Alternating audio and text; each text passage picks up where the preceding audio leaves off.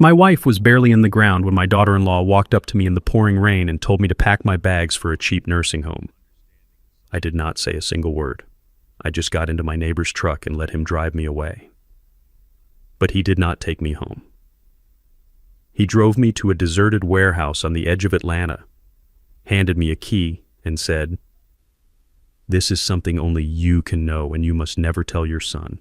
I stood there in shock as I opened the heavy metal door and realized that everything I thought I knew was a complete lie. For the last 2 years, my sweet, gentle wife had been hiding a massive and dangerous secret. Before I tell you what was inside that room, let me know where you are watching from in the comments below. Hit like and subscribe if you believe a mother will do absolutely anything to protect her family. The cold Atlanta rain felt like tiny frozen needles against my dark skin, but I barely noticed it. I was 73 years old and standing over the fresh earth that now covered Yvonne. 45 years of marriage. 45 years of building a quiet life, raising our boy Terrence and sharing every morning coffee. Now it was just me standing alone in a clearing storm. The cemetery was quickly emptying out. Relatives and friends were opening their umbrellas and rushing back to their warm cars, leaving the old widower to his grief. That is when I heard the sharp, impatient clicking of expensive heels striking the wet pavement behind me. It was Savannah. She is the woman my son Terrence married 5 years ago. I did not even need to turn around to know the expression on her face. Even at my wife's funeral, Savannah looked like she was late for a corporate networking event. She wore a tailored black designer dress that cost more than my first car, and her blonde hair was shielded by a massive custom umbrella. She did not offer a comforting hand. She did not express any sorrow for the woman who had welcomed her into our family. She stopped beside me and let out a loud, irritated sigh. "You need to start packing your belongings tonight, Warren," she said, her voice sharp and completely void of any human warmth. "Terrence and I have already found a budget-assisted living facility for you on the other side of the county. I have the paperwork ready. The moving truck arrives on Monday, so do not make this difficult." I kept my eyes fixed on the wet grass covering Yvonne's grave. I did not react. Savannah stepped closer, invading my space. "Did you hear me, old man?" she snapped, leaning in so I could smell her overwhelming, expensive perfume. "You are not staying in that house. It is way too big for a senile retired mailman who cannot even remember where he left his slippers. Terrence and I are taking over the property. We have plans for it, so pack up your old junk and get ready to leave." She thought I was just a broken-down old African-American man suffering from cognitive decline. She thought I was nothing but a fragile retired postal worker who spent his days feeding pigeons. That was the persona I had carefully maintained for the last 2 decades. I played the part perfectly because it kept my family safe, and it kept people from asking questions. Savannah had absolutely no idea who she was talking to. She did not know that before I put on a postal uniform to take care of my sick child in the 90s, I was a senior forensic auditor for the Internal Revenue Service. I spent my prime years hunting down corporate embezzlers, dismantling money laundering rings, and destroying arrogant criminals who thought they were smarter than the system. I knew how to read people, and looking at Savannah, I saw nothing but pure, unadulterated greed. I did not yell at her. I did not defend myself. I just let the cold rain wash over my face, maintaining my absolute silence. My refusal to argue infuriated her. She opened her mouth to scream another insult, but before she could speak, a heavy, calloused hand clamped down firmly on my shoulder. It was Victor. Victor is my next-door neighbor, an old white Marine veteran who has lived beside me for 30 years. He is a man of very few words, but he possesses a fierce loyalty that you do not find easily these days. The man just buried his wife, Savannah. Victor growled, his voice sounding like gravel grinding together. "Back off before I forget my manners and throw that fancy umbrella into the mud." Savannah scoffed, her face twisting into a mask of pure aristocratic disgust. "You people are all the same," she muttered, turning on her heel. "Be ready by Monday, Warren, or I will have the state remove you by force." She marched away toward Terrence's shiny luxury car. Victor did not let me watch her leave. He gently gripped my arm and guided me toward his rusted old pickup truck parked on the edge of the cemetery grass. He opened the passenger door and helped me inside, shielding me from the heavy rain. I expected Victor to drive us back to our quiet suburban street so I could sit in my empty house and mourn my wife. But when he started the engine, he did not turn toward the suburbs. He merged onto the highway and headed straight toward the industrial district on the far outskirts of Atlanta. We drove in complete silence for 40 minutes. The rhythmic wiping of the windshield wipers was the only sound between us. "Where are we going, Victor?" I finally asked, my voice hoarse from crying earlier that morning. Victor kept his eyes on the wet road, his jaw clenched tight. He did not answer me immediately. He drove deep into a maze of abandoned factories and forgotten warehouses where the city seemed to completely disappear. He pulled the old truck up to a dilapidated brick building with faded paint and a heavy steel roll-up door. He killed the engine and the truck rattled into silence. Victor reached deep into his jacket pocket and pulled out a single heavy brass key. He held it in his hand for a moment, looking down at it before handing it over to me. "Yvonne came to my house a month ago," Victor said, his voice incredibly heavy with emotion. "It was right after the doctors told her the cancer had spread to her brain. She was weak and she could barely walk, but her eyes were burning with a terrifying kind of fire. She handed me this key, Warren. She made me swear on my life and my honor that if she did not make it through the winter, I would bring you to this exact location immediately after they put her in the ground." I took the cold brass key, staring at my old friend in complete confusion. "Why did she not just tell me?" I asked. "Because she knew you would try to stop her," Victor replied, turning to look me directly in the eyes. "She said this is something only you can know. She was very specific, Warren. You must never tell your son Terrence about this place. Not until you understand exactly what you are dealing with.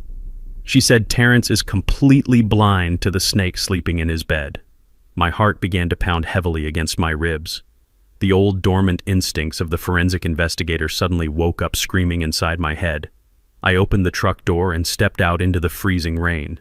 I walked toward the heavy steel door of the abandoned warehouse. My hands were shaking not from the cold but from the overwhelming anticipation of what my dying wife had hidden from me. I slid the brass key into the rusted padlock. It clicked open smoothly. I pushed the heavy metal door upward, the rusty tracks groaning loudly in the empty industrial lot.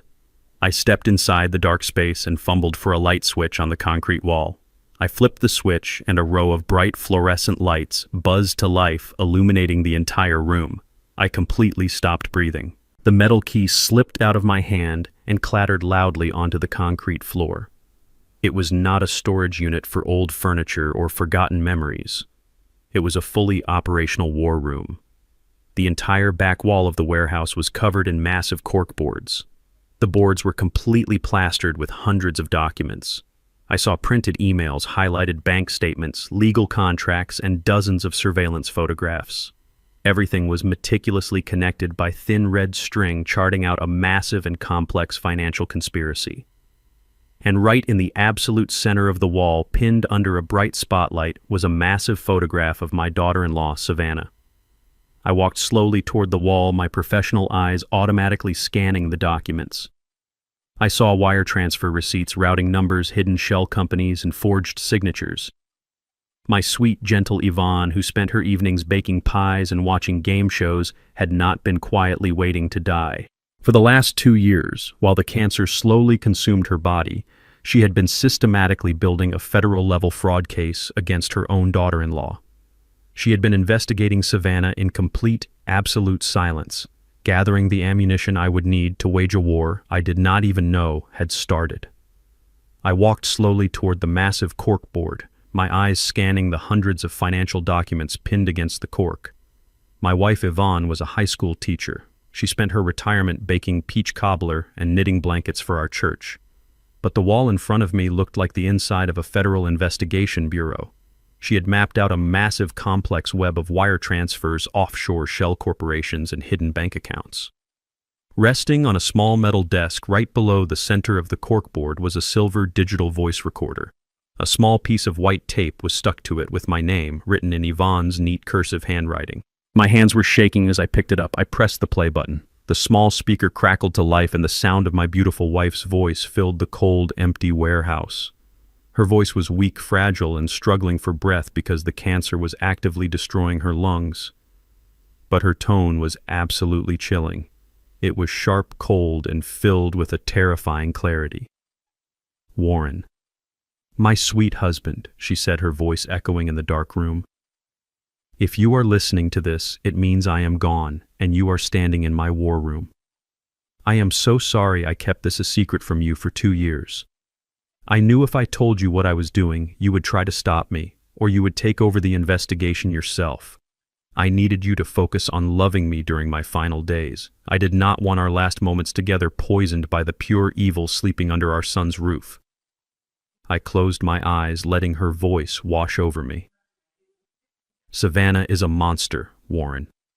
Yvonne continued, her voice growing harder. She is stabbing our boy in the back and bleeding him dry. You know Terrence has spent the last 5 years developing that revolutionary medical patent. He thinks Savannah has been helping him secure venture capital funding, but she is not helping him. She is systematically forging his signature and legally transferring the ownership of his life work into a dummy corporation. That corporation is secretly owned by her lover. She has been having an affair for over 2 years, Warren. They are planning to steal the patent and completely cut Terrence out of his own company. My heart slammed against my ribs. Terrence had poured his entire soul into that medical device. It was his dream, and this woman was plotting to rip it out of his hands and hand it over to another man. But that is not all, Yvonne said, coughing weakly into the microphone. Savannah knows we own our house outright. She knows the property value has tripled. She is planning to have you declared legally incompetent. She wants to throw you into a miserable state-run mental asylum to steal the house and liquidate our life savings. She thinks because you are old and quiet that you are completely defenseless. She thinks you are just a foolish, retired mailman. Yvonne paused and took a deep, rattling breath. Show her how wrong she is. Warren, my wife, whispered fiercely, her voice carrying a deadly command. Savannah thinks she is playing a game with a helpless old victim. Remind her who you really are. Dig up the monster you buried decades ago. Use what you do best, and absolutely destroy her. The recording ended with a soft click. The warehouse fell back into a heavy, suffocating silence. I stood there holding the small silver device, feeling a massive, dangerous shift deep inside my soul. Yvonne was right. Savannah and Terrence and everyone else in our neighborhood knew me as Warren, the friendly, retired postal worker. They saw an old man who walked with a slight limp who spent his weekends planting tomatoes and listening to classic jazz on the porch. That was the identity I had worn for 25 years. But before I put on that blue postal uniform, I was something else entirely. In the 1990s, I was known in the halls of the federal government as the Bloodhound. I was a senior forensic auditor for the Internal Revenue Service. I possessed top-tier security clearance and an absolute lethal talent for tracking dirty money. I did not carry a gun. My weapon was a calculator and a keen eye for financial deception. I spent my prime years hunting down arrogant corporate embezzlers, dismantling sophisticated international money laundering rings, and sending untouchable white-collar criminals to federal prison. I saw through shell companies and offshore accounts like they were made of thin glass. I walked away from that massive power when Terrence was 7 years old. He got severely sick with a rare bone disease. He needed constant care, endless hospital visits, and a father who was actually present. The federal government demanded 80 hours a week and constant travel. I could not be the bloodhound and be a good father at the same time. So I handed in my badge.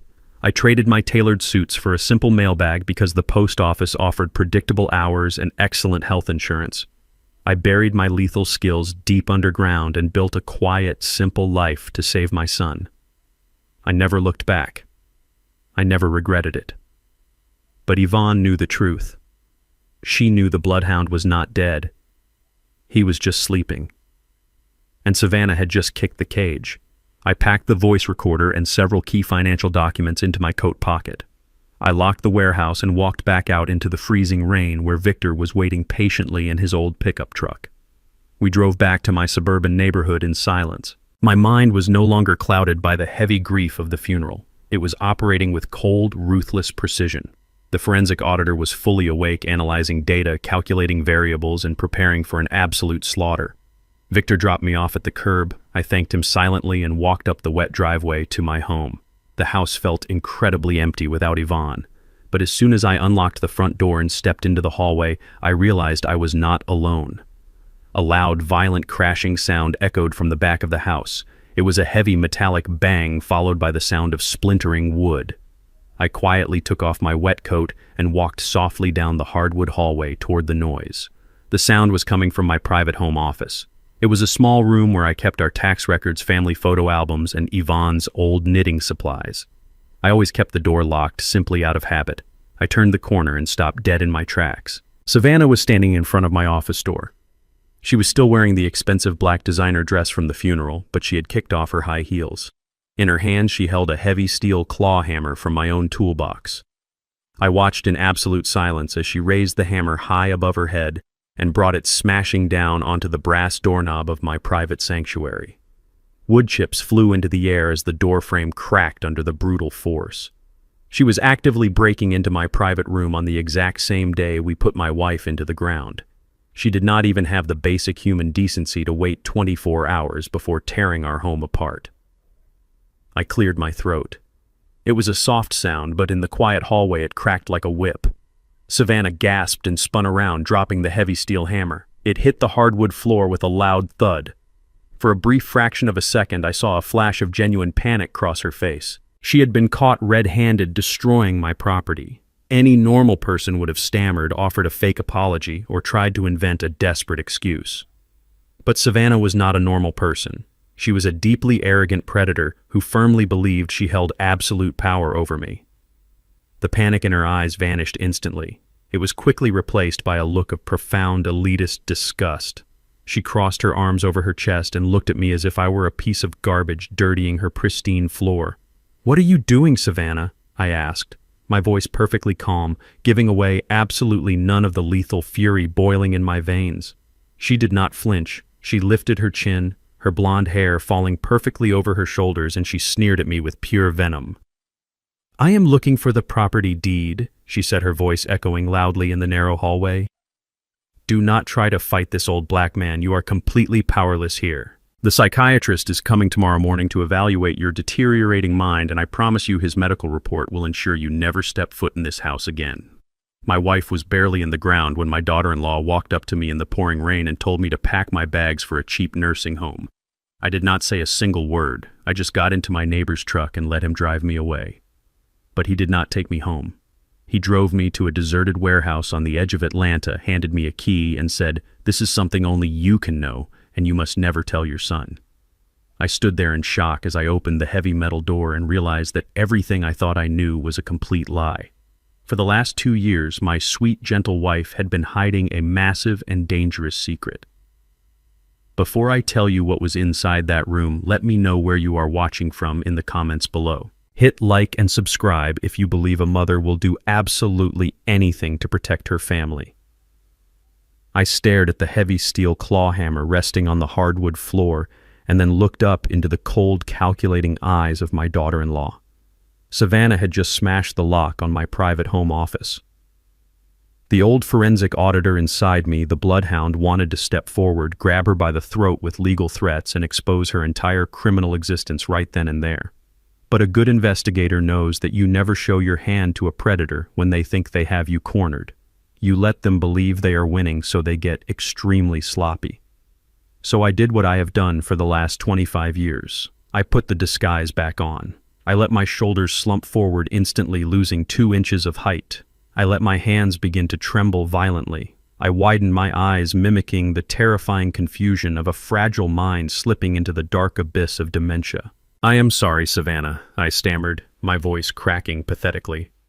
"I do not know where I am. I was looking for Yvonne. Is Yvonne making dinner right now? I cannot find her." Savannah let out a cruel barking laugh. The sliver of panic that had briefly crossed her face upon being caught was completely gone, replaced by pure arrogant triumph. She truly believed the stress of the funeral had finally pushed my fragile brain over the absolute edge. "Yvonne is dead, you crazy old fool," Savannah spat, kicking the broken wood chips across the hallway. "She is in the ground, and you are going to a locked ward. Go sit in the living room before you hurt yourself." I shuffled away, dragging my feet heavily against the floor, playing the part of a broken man to absolute perfection. I sat on the floral sofa, staring blankly at the wall, waiting. I knew what was coming next. Savannah needed a sudden catalyst to accelerate her timeline, and she was about to manufacture one. 10 minutes later, the front door opened. It was my son, Terrence. He looked completely exhausted. His tie loosened, his eyes red and swollen from crying at his mother's grave. He barely had time to take off his wet coat before Savannah launched her spectacular performance. It was a masterclass in psychological manipulation. The moment she heard Terrence's heavy footsteps in the foyer, she let out a piercing, terrified scream. She threw herself onto the floor near the kitchen island, grabbing her chest and sobbing hysterically. Terrence rushed into the room, pure panic written all over his face. "Savannah, baby, what happened?" he yelled, dropping to his knees beside her. She buried her face in his shoulder, weeping with fake, uncontrollable terror. "It is your father, Terrence," she sobbed, pointing a trembling finger at me, sitting quietly on the sofa. "He completely lost his mind. He came at me. He was screaming that I killed Yvonne, and he grabbed a kitchen knife. He chased me down the hall.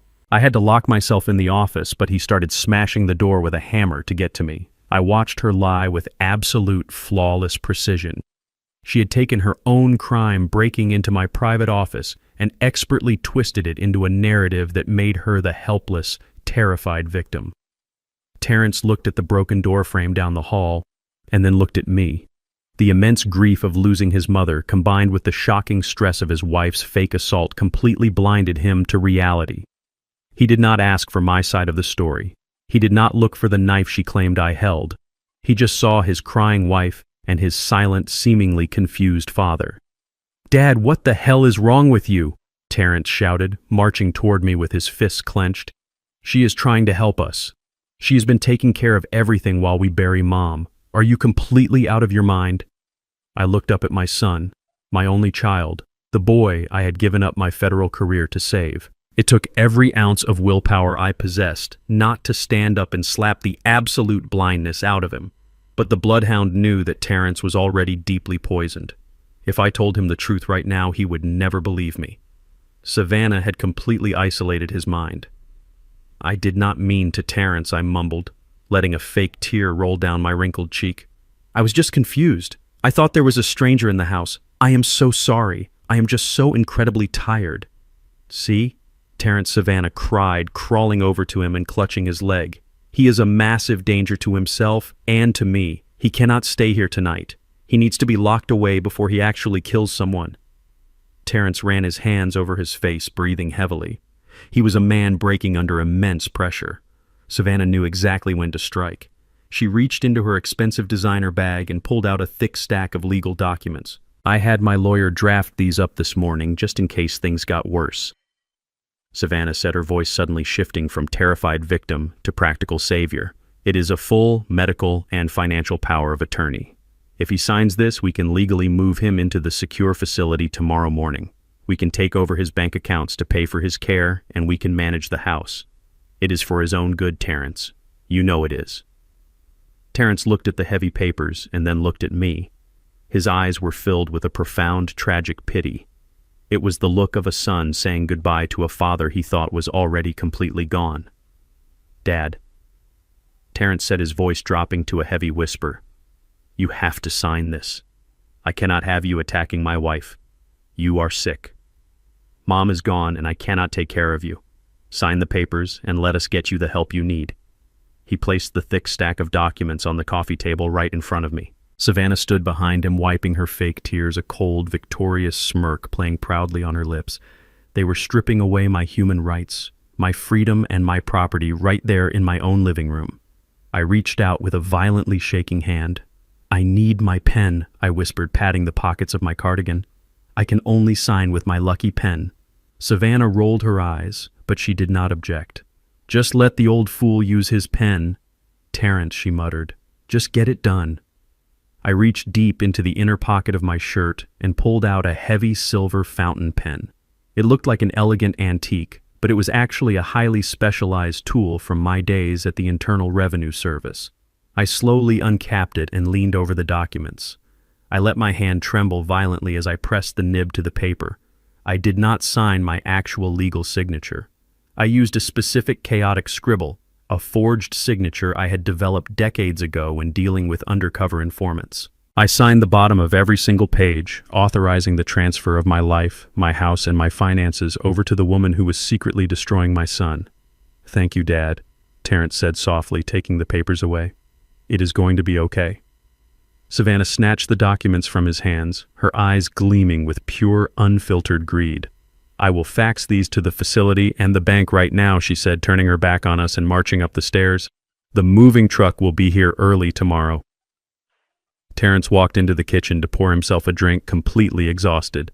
I stayed on the sofa staring blankly ahead, playing the defeated old man until the sun finally went down and the house fell into a deep, heavy silence. At midnight, when I was absolutely certain Terrence and Savannah were asleep, I dropped the pathetic act. I stood up from my bed, my posture perfectly straight. I walked to my closet and pushed aside the old shoeboxes. I pulled back a loose floorboard and lifted out a heavy steel briefcase locked with a biometric thumbprint scanner. I pressed my thumb against the glass. The case clicked open. Inside, nestled in black foam, were the tools of a master forensic auditor: encrypted laptops, untraceable burner phones, and specialized surveillance equipment. I pulled out a small black cellular phone and dialed a secure satellite number. It rang once before a sharp, familiar voice answered. "I was wondering when you would finally call Bloodhound," the voice said. It was Marcus, an old colleague from the agency who now ran an elite private security firm in downtown Atlanta. "I heard about Yvonne." "I am so sorry, old friend." "Thank you, Marcus," I said, my voice cold, sharp, and commanding. "But right now I need you to run a full trace on a man named Preston. He runs a tech investment fund in the city. He is the parasite sleeping with my daughter-in-law and trying to steal my son's medical patent. I need every bank record, every offshore wire, and every dirty secret he has ever tried to bury." "Consider it done," Marcus replied instantly. "Are you in trouble, Warren? I heard your son is trying to put you in a home." I let out a low, dark chuckle that echoed in the quiet bedroom. "They think they have me, Marcus. My daughter-in-law forced me to sign a full power of attorney this afternoon. She thinks she owns my house and my bank accounts. She thinks she finally won."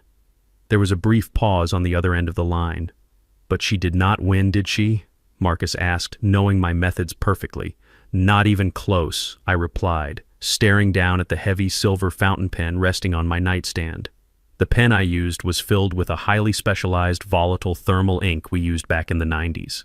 In exactly 24 hours, every single signature on those legal documents is going to completely evaporate into thin air, leaving the pages absolutely blank. Furthermore, the signature I used was mathematically proven to be a forgery.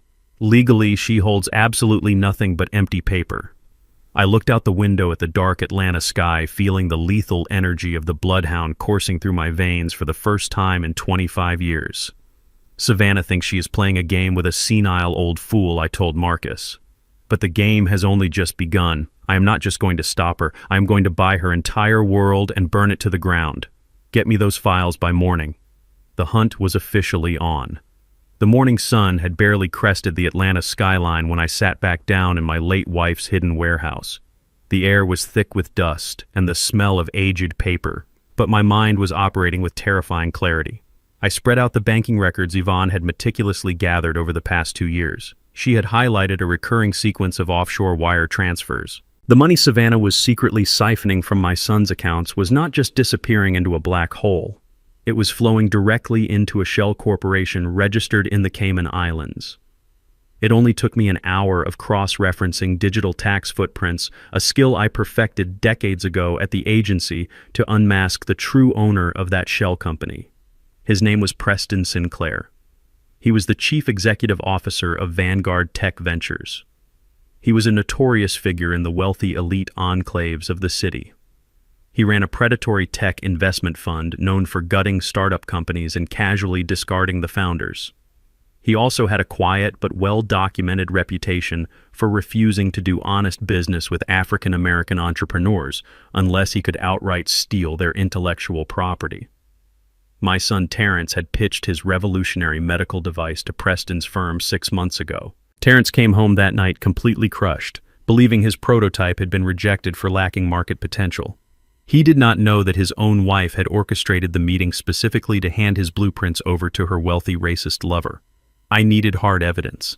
I needed to know exactly when and how they planned to officially launch the stolen patent.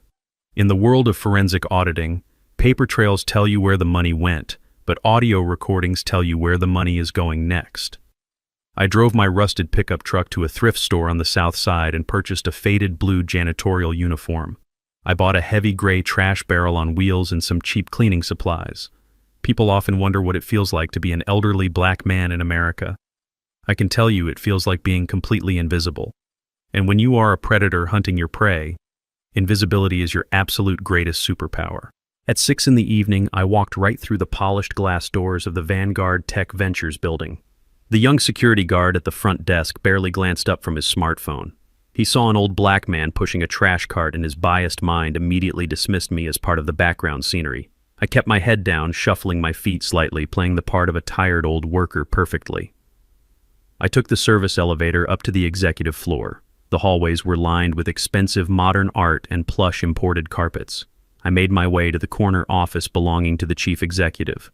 The door was locked, but a simple bump key mechanism I kept in my pocket bypassed the heavy deadbolt in 3 seconds flat. The office was a monument to corporate arrogance.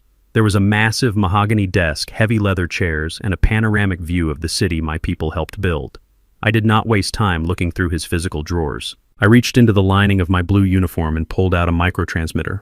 It was a military-grade listening device my old contact Marcus had couriered to me earlier that morning. It was no bigger than a coat button and powered by a kinetic battery. I slid my hand under the heavy mahogany desk, feeling for a small hollow space near the central wiring port. I firmly pressed the transmitter into the dark crevice where it would never be found by the cleaning staff or routine security sweeps. I emptied his trash can into my barrel, wiped down the glass table to leave no trace of my presence, and walked out of the building exactly the same way I came in, completely unseen. 2 hours later, I was sitting in the dark cabin of my parked truck blocks away from my own house, holding a pair of heavy headphones over my ears. The transmission was crystal clear.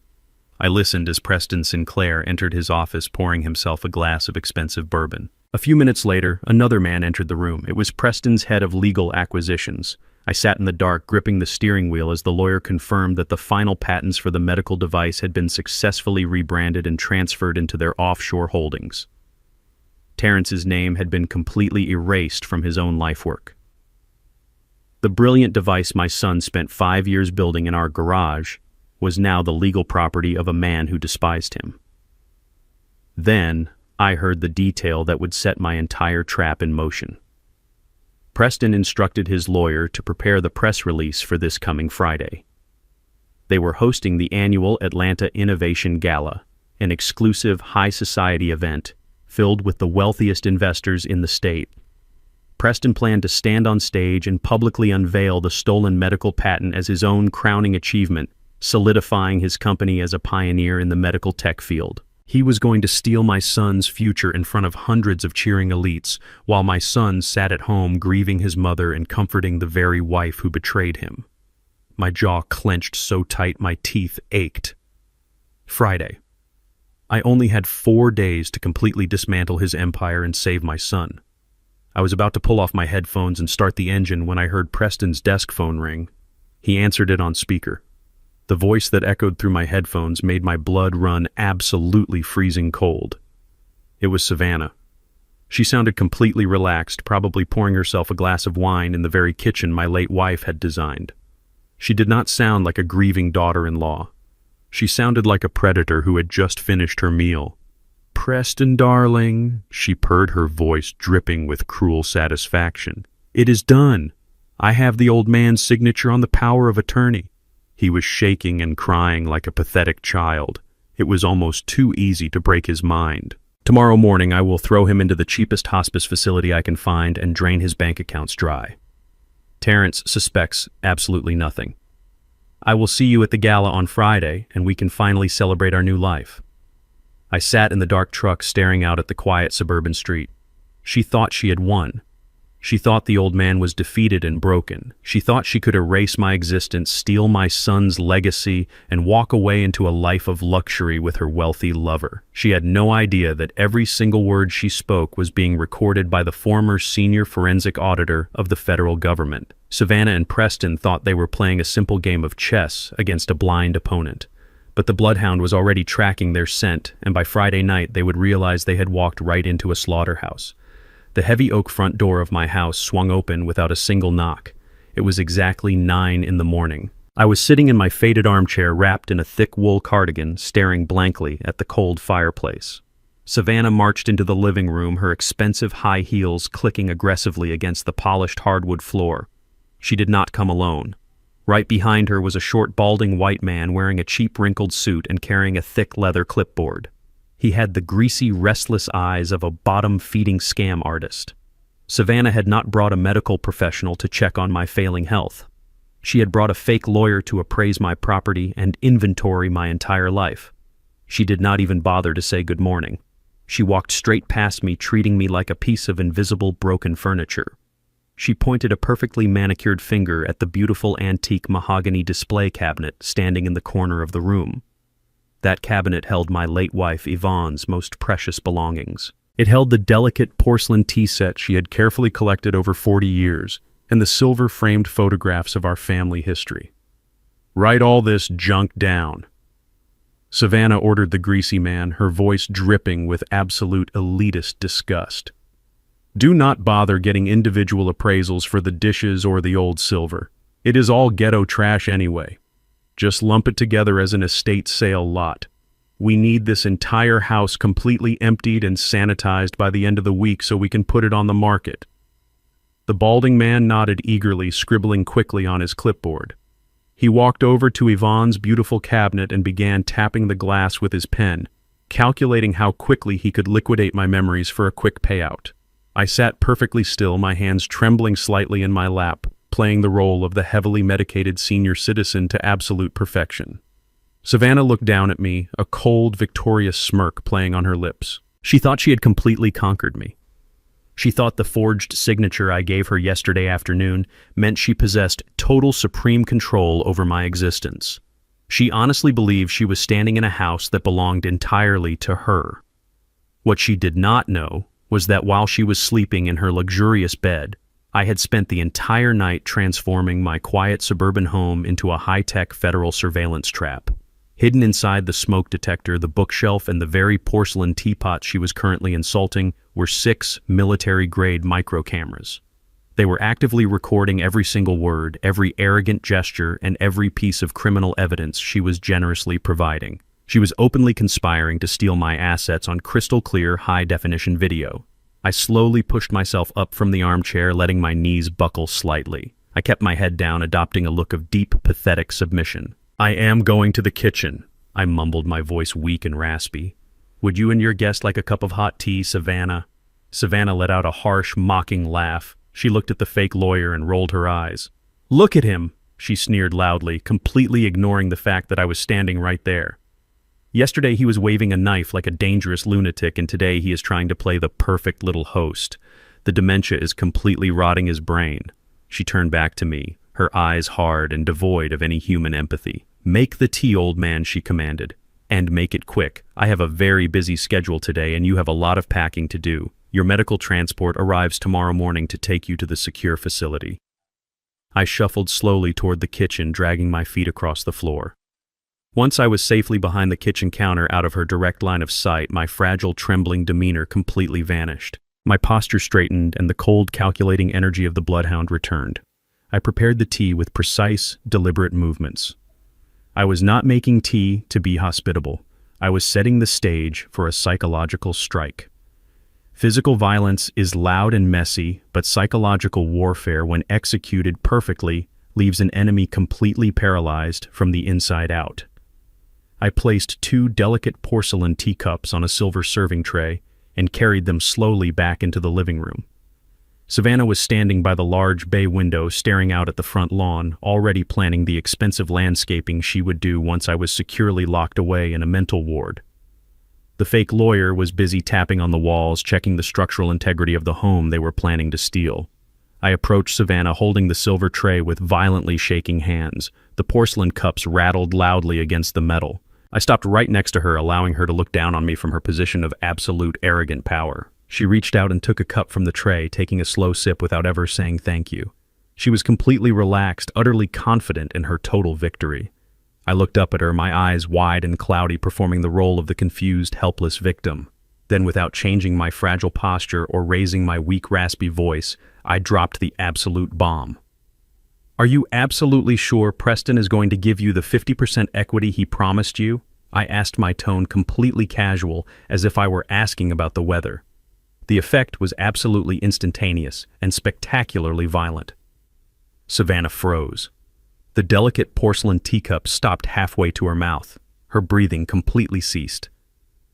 I watched the blood rapidly drain from her perfectly made-up face, leaving her skin a horrifying shade of pale gray. Her eyes widened to an unnatural size, staring at me in pure, unadulterated terror. The name Preston hit her like a physical bullet to the chest. Preston was her secret wealthy lover. Preston was the corrupt tech investor she was conspiring with to steal my son's medical patent. Preston was the man she had spoken to on her private phone, completely unaware that I had bugged his office. There was absolutely zero logical reason for an isolated, senile old man in the suburbs to know that specific name or the exact details of their highly illegal corporate equity agreement. Her mind completely short-circuited, trying to process the impossibility of my question. The teacup in her hand began to rattle uncontrollably, splashing hot tea over the rim and onto her expensive designer dress. She did not even notice the burning liquid. What she stammered, her voice, a high-pitched, breathless squeak. "What did you just say? Who told you that name?" She stepped closer to me, her arrogant composure entirely shattered. She was desperate, panicking, searching my cloudy eyes for any sign that the broken old man had suddenly transformed into a terrifying threat.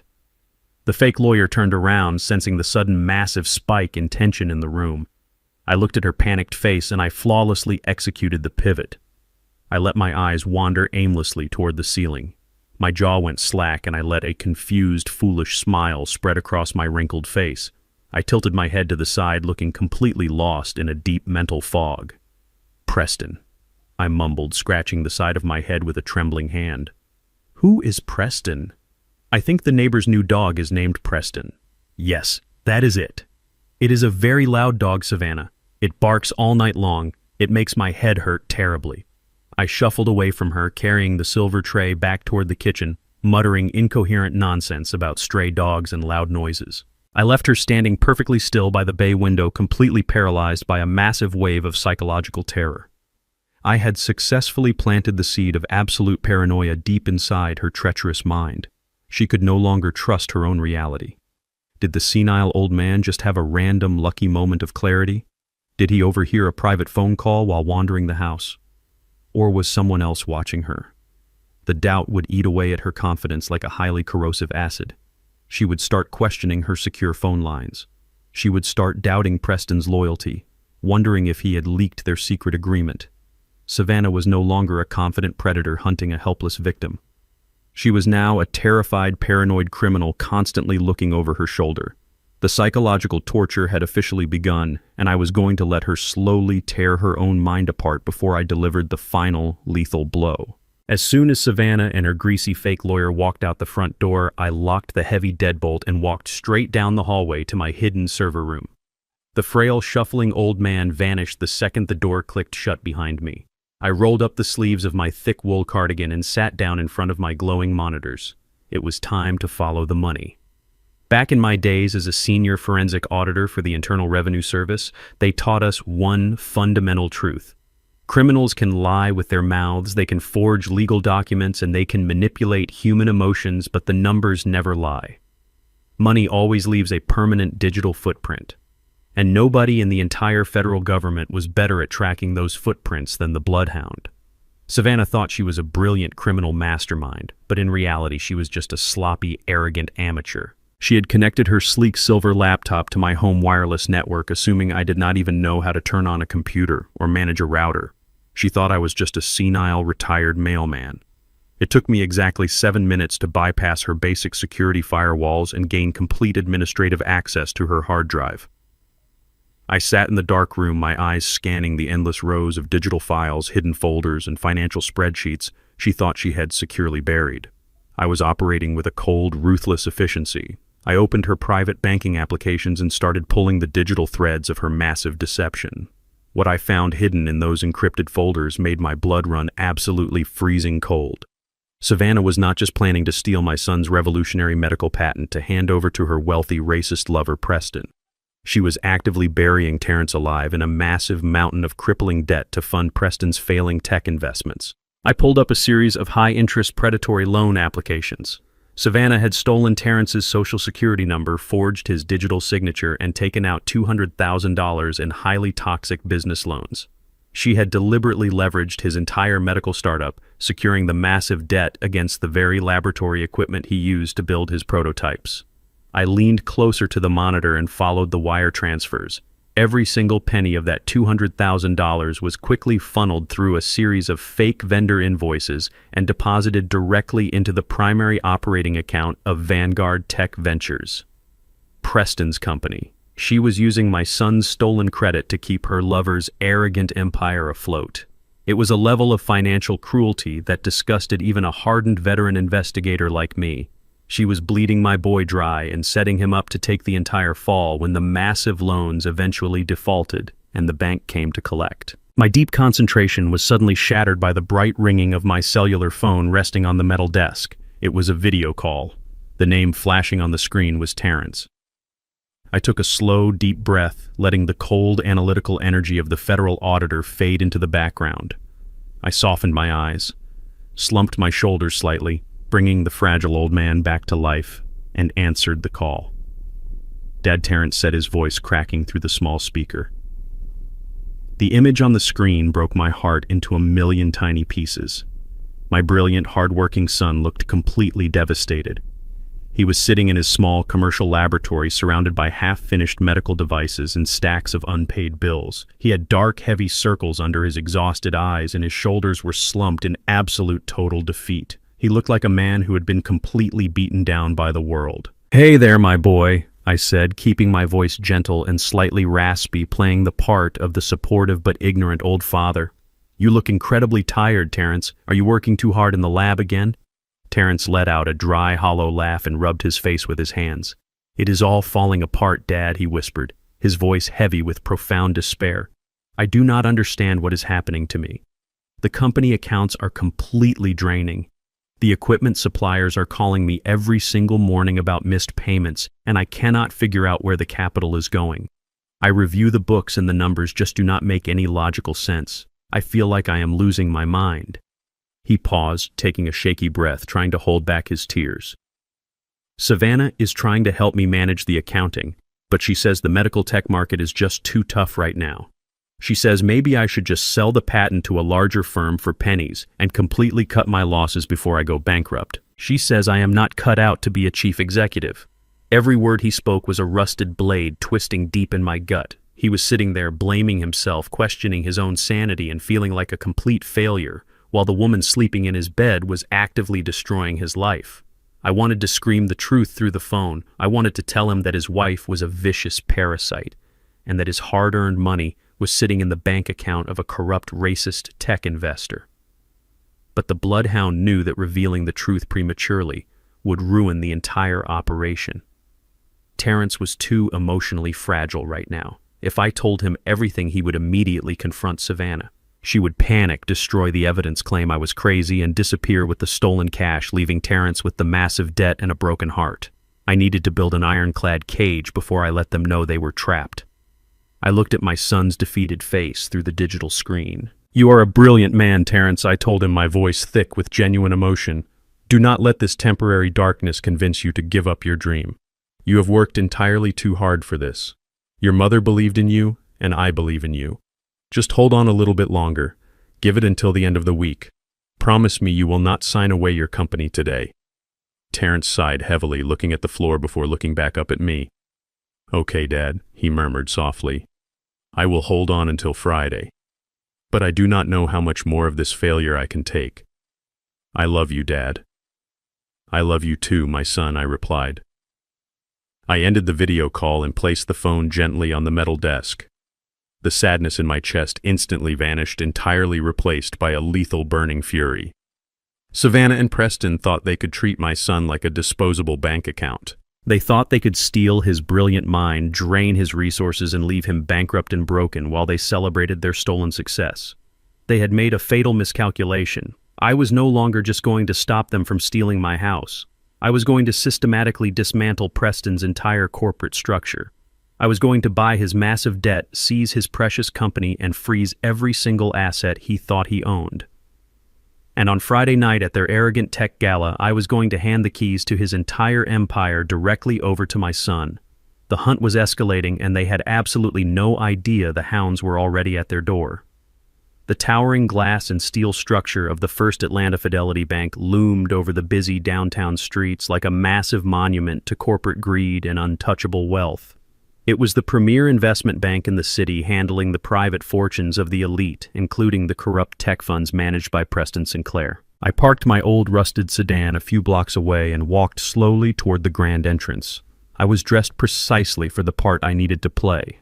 I wore a faded brown wool cardigan that had seen better days, a pair of worn corduroy trousers, and scuffed orthopedic walking shoes. I looked exactly like a fragile 73-year-old black man who had wandered far away from his quiet suburban porch. I pushed through the heavy revolving glass doors and stepped into a lobby that smelled of expensive imported coffee and rich mahogany. The air conditioning was freezing, contrasting sharply with the warm, humid Atlanta air outside. The lobby was filled with men in custom-tailored suits and women carrying designer briefcases. As I shuffled my feet across the pristine marble floor, the bustling noise of the room noticeably dropped. Wealthy clients and sharp young executives glanced at me with expressions ranging from mild confusion to outright elitist disgust. They saw a tired old man from the South Side and instantly decided I was a nuisance, a mistake, a piece of trash that had blown in through the front door. I walked directly to the massive marble reception desk. The young woman sitting behind the monitor wore a sharp blazer and a condescending smile. Before I could even open my mouth, she held up a perfectly manicured hand and spoke to me in the slow, exaggerated tone people use when they think they are talking to a confused child. "Excuse me, sir," she said, her voice dripping with fake professional sympathy. "I think you are in the wrong building. The retail branch where you can cash your Social Security check is 3 blocks down the street. This building is exclusively for corporate and high-net-worth investment clients." I did not raise my voice. I kept my shoulders slumped and my hands resting gently on the marble counter. "I am in the exact right building, miss," I replied, my voice a soft, raspy whisper. "I need to speak with the managing director of corporate acquisitions. I believe his name is Richard Croft." The receptionist let out a short, patronizing laugh. She shook her head and looked around for a security guard. "Sir, Mr. Croft only takes meetings with elite corporate partners. He does not handle personal banking.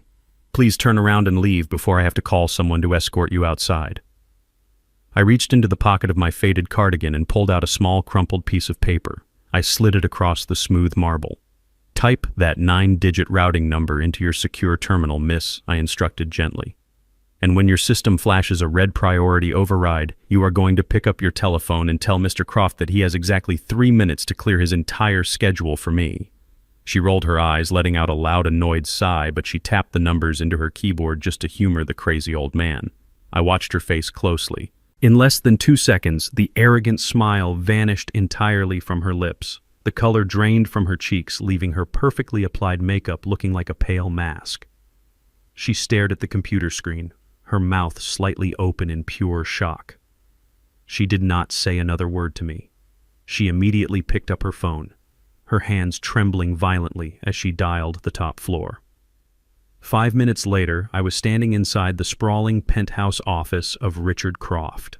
The room was breathtaking, featuring floor-to-ceiling windows that offered a panoramic view of the entire city. Croft was a man in his late 50s wearing a $3,000 Italian suit and a heavy gold watch. He was standing behind his massive oak desk, looking intensely irritated by my presence. He had been forced to cancel a golf game with a state senator, and he was clearly furious that the priority override belonged to a shabby old black man in a moth-eaten sweater. "Look, I do not know what kind of glitch you triggered in our system," Old Man Croft barked, leaning his knuckles aggressively against the desk. "But I am an incredibly busy man managing billions of dollars in corporate assets. State your business and get out of my office before I have you arrested for trespassing." I stood in the center of the plush carpet. For the first time all day, I dropped the pathetic disguise. I straightened my spine, instantly growing taller. I rolled my shoulders back, releasing the tension of the fragile persona. The weak trembling in my hands ceased entirely. When I looked into his eyes, the quiet, defeated old mailman was completely gone. The bloodhound was awake and staring right through him. "I am not here to waste your time, Richard," I said, my voice dropping into a deep, cold, and commanding baritone that echoed off the high ceiling. "I am here to buy a man, and I am here to save you from spending the rest of your miserable life in a federal penitentiary." Croft frowned, his irritation suddenly faltering against the sheer, unyielding weight of my newly revealed presence. He opened his mouth to shout for his security team, but I was already moving. I reached deep into the inner pocket of my cardigan and pulled out a solid black polycarbonate credentials case. I flipped it open and tossed it heavily onto his pristine oak desk. The heavy brass shield gleamed in the sunlight. It bore the terrifying official seal of the United States Department of the Treasury. Next to the shield was my identification card stamped with a bright red clearance code. Internal Revenue Service, Level 8, Senior Forensic Consultant. Croft looked down at the badge and his arrogant world completely shattered. A Level 8 clearance is not a standard tax auditor. It is the absolute highest civilian authority in the federal financial sector. It is a ghost clearance given only to the elite investigators who hunt down global money laundering syndicates. A Level 8 agent has the supreme legal authority to freeze an entire banking institution with a single phone call without needing a judge's signature. Croft's breathing hitched loudly in his throat. He stumbled backward, landing heavily in his expensive leather chair. He looked at the badge and then up at me, his eyes wide with absolute paralyzing terror. He finally realized that the old black man he had just insulted held the power to destroy his entire legacy in the blink of an eye. Sir Croft stammered, his arrogant corporate vocabulary completely evaporating. I had absolutely no idea. What is the Treasury Department investigating here? We have always complied with federal regulations. We run a clean bank. You run a blind bank, Richard. I corrected him, sharply pulling a thick stack of documents from my coat and slamming it down next to my badge. Preston Sinclair and his firm Vanguard Tech Ventures have been funneling hundreds of thousands of dollars in stolen fraudulent funds directly through your commercial accounts for the last 2 years. He is using your pristine reputation to wash dirty money stolen from the elderly and stolen from vulnerable medical startups. If I make one phone call right now, the federal government will freeze every single asset in this building, and your face will be on the front page of every newspaper tomorrow morning as a co-conspirator in a massive embezzlement ring. Croft was sweating profusely now. Thick beads of moisture gathered on his forehead and rolled down his pale cheeks. He raised his shaking hands defensively. "Please, sir," he begged, his voice cracking with desperation. "Please do not call Washington. I swear to you, I knew nothing about Preston's illegal activities. We will cooperate fully. Tell me exactly what you need me to do to make this go away." I leaned forward, planting my calloused hands firmly on his desk, getting right into his terrified face. "I am going to give you a way out, Richard," I said, my voice a lethal whisper. "You are going to log into your main terminal right now and place a permanent silent federal hold on every single account belonging to Preston Sinclair. He will not be able to withdraw a single penny. And you will not alert him to this hold under any circumstances." "Done!" Croft gasped frantically, tapping his computer keyboard. "It is done. The accounts are frozen." "What else?" I looked at the terrified banker. "Preston heavily leveraged his own company to secure massive business loans from your bank," I explained. "He currently owes you $5 million. He is planning to use a stolen medical patent this Friday to secure new funding to pay you back. I am not going to let that happen." I reached into my pocket one last time and pulled out a certified banking draft. It represented the culmination of 45 years of quiet, disciplined saving by me and my late wife Yvonne. We never bought luxury cars or fancy vacations. We invested, we saved, and we compounded our hidden wealth. It was our secret fortress. I dropped the draft onto the desk. $8 million, I stated coldly. "I am buying the entirety of Preston Sinclair's corporate debt right now.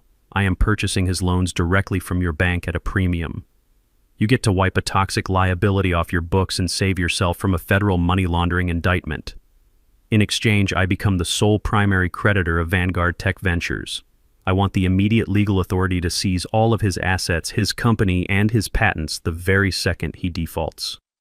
Croft stared at the incredible sum of money printed on the paper. He looked up at me completely, utterly defeated. He realized I was not just conducting a federal investigation. I was executing a perfectly calculated financial assassination, and I was using his bank as the murder weapon. Croft grabbed his expensive pen with trembling fingers and hastily signed the massive debt transfer agreements, making the transaction completely binding and official. He pushed the heavy legal documents back across the desk toward me. He pulled a silk handkerchief from his pocket and desperately wiped the thick sweat from his forehead. He slowly stood up from his leather chair, completely abandoning his corporate pride. He bent at the waist, executing a deep, subservient bow to the man in the faded brown sweater. "It is completely done," Croft whispered, his voice shaking with a mixture of profound relief and absolute awe. "Understood, Mr. Warren. Preston currently works for you without even knowing it."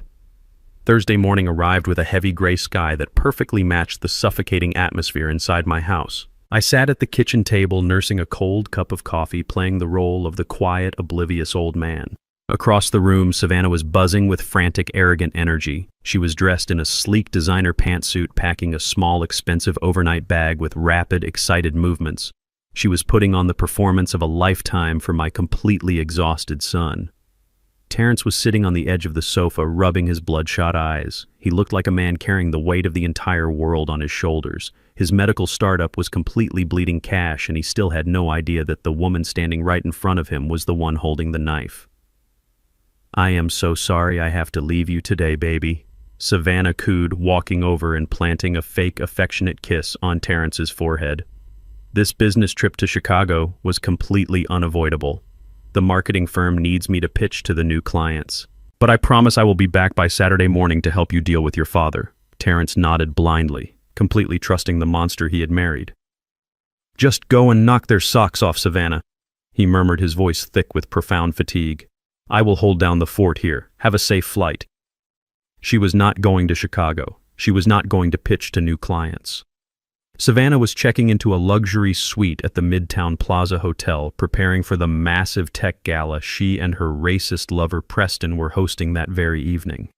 Tonight was the night they planned to stand on a brightly lit stage and publicly unveil my son's stolen medical patent to a room full of wealthy investors.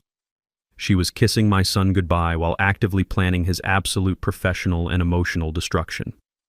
Terrence grabbed his briefcase and walked out the front door, heading to his laboratory for another day of miserable failure. The heavy door clicked shut behind him. The very second Terrence's car pulled out of the driveway, the sweet, loving wife completely vanished. Savannah turned around and glared at me, her blue eyes practically vibrating with cruel, predatory excitement. "Stand up, Warren," she commanded, her voice cracking like a leather whip. "It is time for you to go to your room." I let my hands tremble as I slowly pushed myself up from the kitchen table. I shuffled my feet, keeping my head bowed low, acting like a fragile, terrified animal. Savannah marched behind me, her sharp heels clicking aggressively against the hardwood floor, herding me down the hallway like a prisoner of war. She pushed me roughly into my bedroom. I stumbled forward, pretending to lose my balance, and caught myself on the edge of my unmade bed. Savannah stood in the doorway, looking at me with absolute profound disgust. "Enjoy your last night in this house, old man," she sneered, a wicked, victorious smile spreading across her face. "Tomorrow morning, a specialized medical transport is coming to collect you. I told the doctors you are prone to violent psychotic outbursts, so they are bringing physical restraints. I am locking this door right now. You are going to sit in here without food or water for the next 24 hours. By the time those doctors arrive tomorrow, you will be so weak, dehydrated, and delirious that they will legally certify your dementia without a second thought." She did not wait for me to respond. She grabbed the brass door handle and slammed the heavy wooden door completely shut. A second later, I heard the sharp metallic clank of a heavy commercial deadbolt locking from the outside. She had secretly installed it earlier that week specifically for this exact moment. She wanted to break my physical body to ensure my mental evaluation was a total catastrophic failure. I stood in the quiet bedroom listening as her footsteps echoed down the hallway. I heard the front door open and close, followed by the roar of her luxury SUV speeding away from the house. I was completely alone. The frail, trembling old man immediately evaporated into thin air.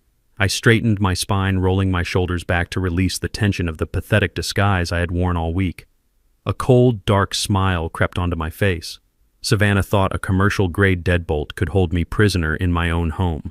She thought she had successfully neutralized a retired mailman. I walked over to my wooden dresser and opened the top drawer. I pushed aside a stack of old wool socks and pulled out a small leather pouch. Inside the pouch was a professional tension wrench and a finely crafted steel pick.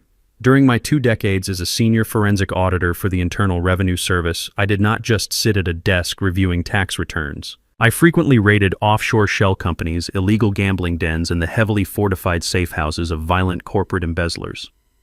I knew how to breach physical security just as easily as I breached digital firewalls.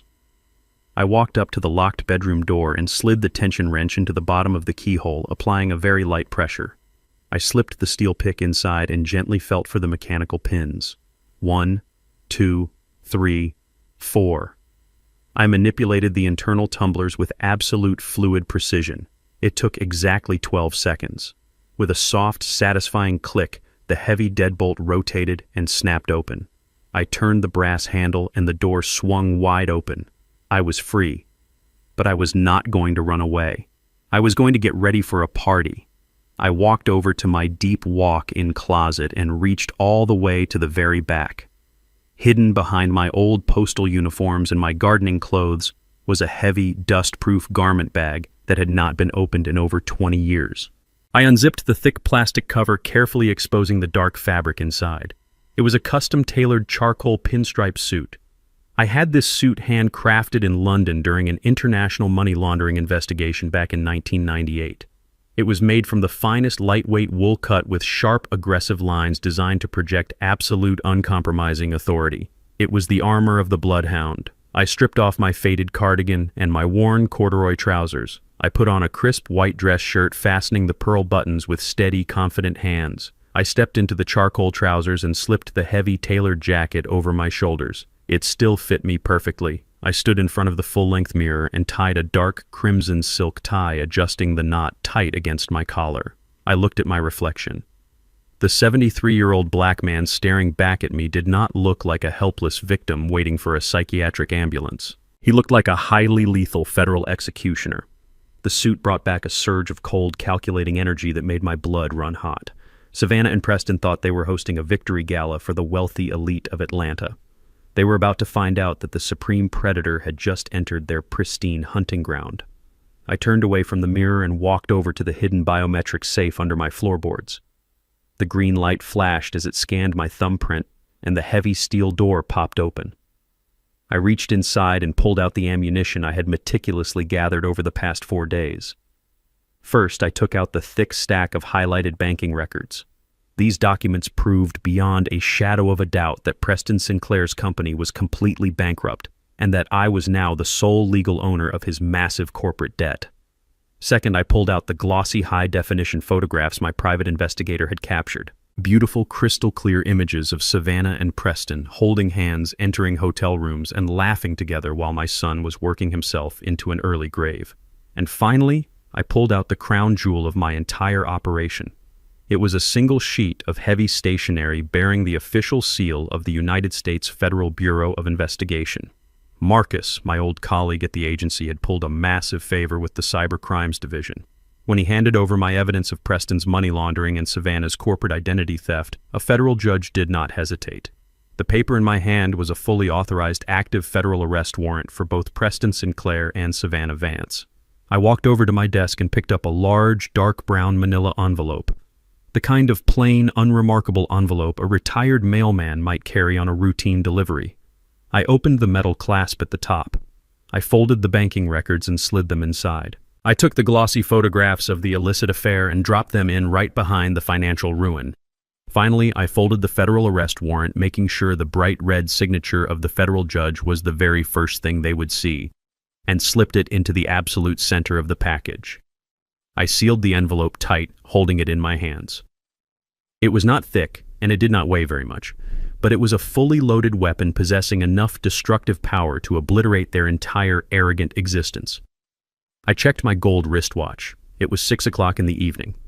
The Atlanta Innovation Gala was just beginning to fill with the wealthiest corporate elites in the city. Savannah and Preston were probably standing by the open bar drinking vintage champagne, smiling and accepting early congratulations for the brilliant medical patent they had violently stolen from my family. I tucked the dark brown envelope under my arm and walked out of the bedroom, leaving the broken lock behind me. I walked through the quiet house, stepping out into the cool evening air, and climbed into my rusted old sedan. It was time to go to a party. It was time to teach the elite exactly what happens when you mistake a sleeping lion for a week-old dog. The Atlanta Innovation Gala was held at the most exclusive luxury hotel in the heart of the downtown financial district. It was a massive, sprawling venue reserved only for the highest echelons of corporate power. Valets in crisp white shirts rushed to open the heavy doors of imported sports cars and stretched limousines guiding the wealthy guests toward the red carpet. I did not drive my rusted suburban sedan to the front door. I took a standard city cab, stepping out onto the wet pavement just a few yards away from the velvet ropes. The crisp evening air felt electric against my skin. I adjusted the lapels of my charcoal pinstripe suit, the armor I had not worn in over 2 decades, and walked right past the line of waiting billionaires with the supreme confidence of a man who owned the very ground they stood on. I pushed open the heavy brass double doors and stepped into the grand ballroom. The sheer opulence of the room was designed to intimidate. Massive crystal chandeliers hung from the vaulted ceilings, casting a brilliant golden light over the sea of wealthy guests. Waiters glided silently across the polished marble floors, carrying silver trays of vintage champagne and delicate appetizers. But the most prominent feature in the room was a giant digital banner projecting across the back wall. It read, "Vanguard Tech Ventures, the future of medical innovation." Directly beneath that banner, resting on a lighted pedestal, was a sleek glass display case holding the prototype of the revolutionary medical device my son Terrence had spent 5 agonizing years building in our garage. They were actively celebrating the theft of my son's life work. They were preparing to publicly claim his absolute genius as their own. The room was packed tightly with the elite class of Atlanta. Venture capitalists, powerful politicians, and arrogant corporate titans mingled and laughed. It was a sea of wealthy white privilege. They were sipping expensive champagne and exchanging fake pleasantries, completely unaware that they were currently celebrating a massive federal crime. And then I stepped fully into the light. Even in my immaculate, custom-tailored suit, I stood out like a blaring warning siren. I was a 73-year-old African-American man stepping uninvited into a highly guarded sanctuary built on generational wealth and systemic exclusion. The gentle hum of the classical string quartet continued to play from the corner, but the arrogant conversations nearest to the grand entrance suddenly died down. Eyes turned toward me. I felt their heavy, judgmental stares scanning my face, my skin, and my completely unapologetic presence. They did not see a retired federal investigator capable of destroying their financial portfolios. They saw a glaring anomaly. They saw an old black man who must have surely wandered past the security desk by mistake. The subtle whispers of prejudice rippled through the crowd. I did not shrink under their heavy gazes. I did not lower my head. I walked forward with the slow, deliberate, and utterly terrifying stride of an apex predator returning to his natural hunting ground. I scanned the massive room, searching for my targets. Right in the absolute center, standing on a slightly elevated platform, were the 2 people I had come to utterly destroy. Preston Sinclair. The corrupt chief executive was wearing a sharp velvet tuxedo, holding a crystal glass of expensive bourbon and laughing loudly at a joke made by a city senator. Standing right beside him, holding his arm with zero shame, was my treacherous daughter-in-law, Savannah. She was wearing a stunning backless silver evening gown dripping in heavy diamonds that were undeniably purchased with the money she had violently stolen from my son. They were holding court, receiving early congratulations for the brilliant medical project they were about to publicly unveil. Savannah turned her head to grab another glass of champagne from a passing waiter. As she turned, her eyes swept casually across the ballroom floor. Her gaze locked directly onto mine. I stopped walking and simply stood there 20 feet away, holding the heavy, dark brown manila envelope firmly in my right hand. The bright, triumphant smile on her perfectly made-up face instantly shattered into a million jagged pieces. Her eyes widened in absolute shock and pure, unadulterated panic. Her brain simply could not comprehend what she was looking at. In her twisted and cruel reality, I was supposed to be securely locked inside my dark bedroom, starving, severely dehydrated, and descending into total mental madness, waiting for a psychiatric ambulance to carry me away at dawn.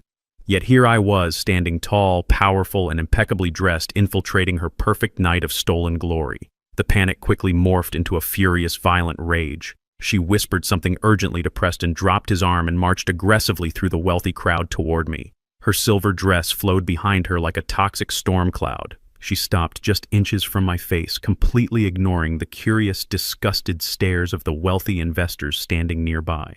She kept her voice to a harsh, venomous whisper, desperately trying to avoid making a public scene, but her body was literally shaking with fury. "What in the hell are you doing here?" she hissed, her blue eyes flashing with pure, unfiltered hatred. How did you get out of that locked room? Who let this savage old man inside this building?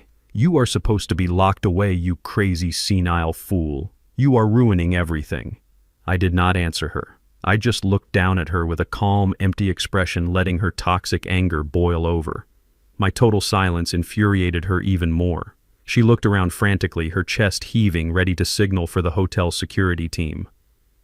"You are completely out of your mind," Savannah spat, leaning closer so I could smell the sweet vintage champagne on her breath.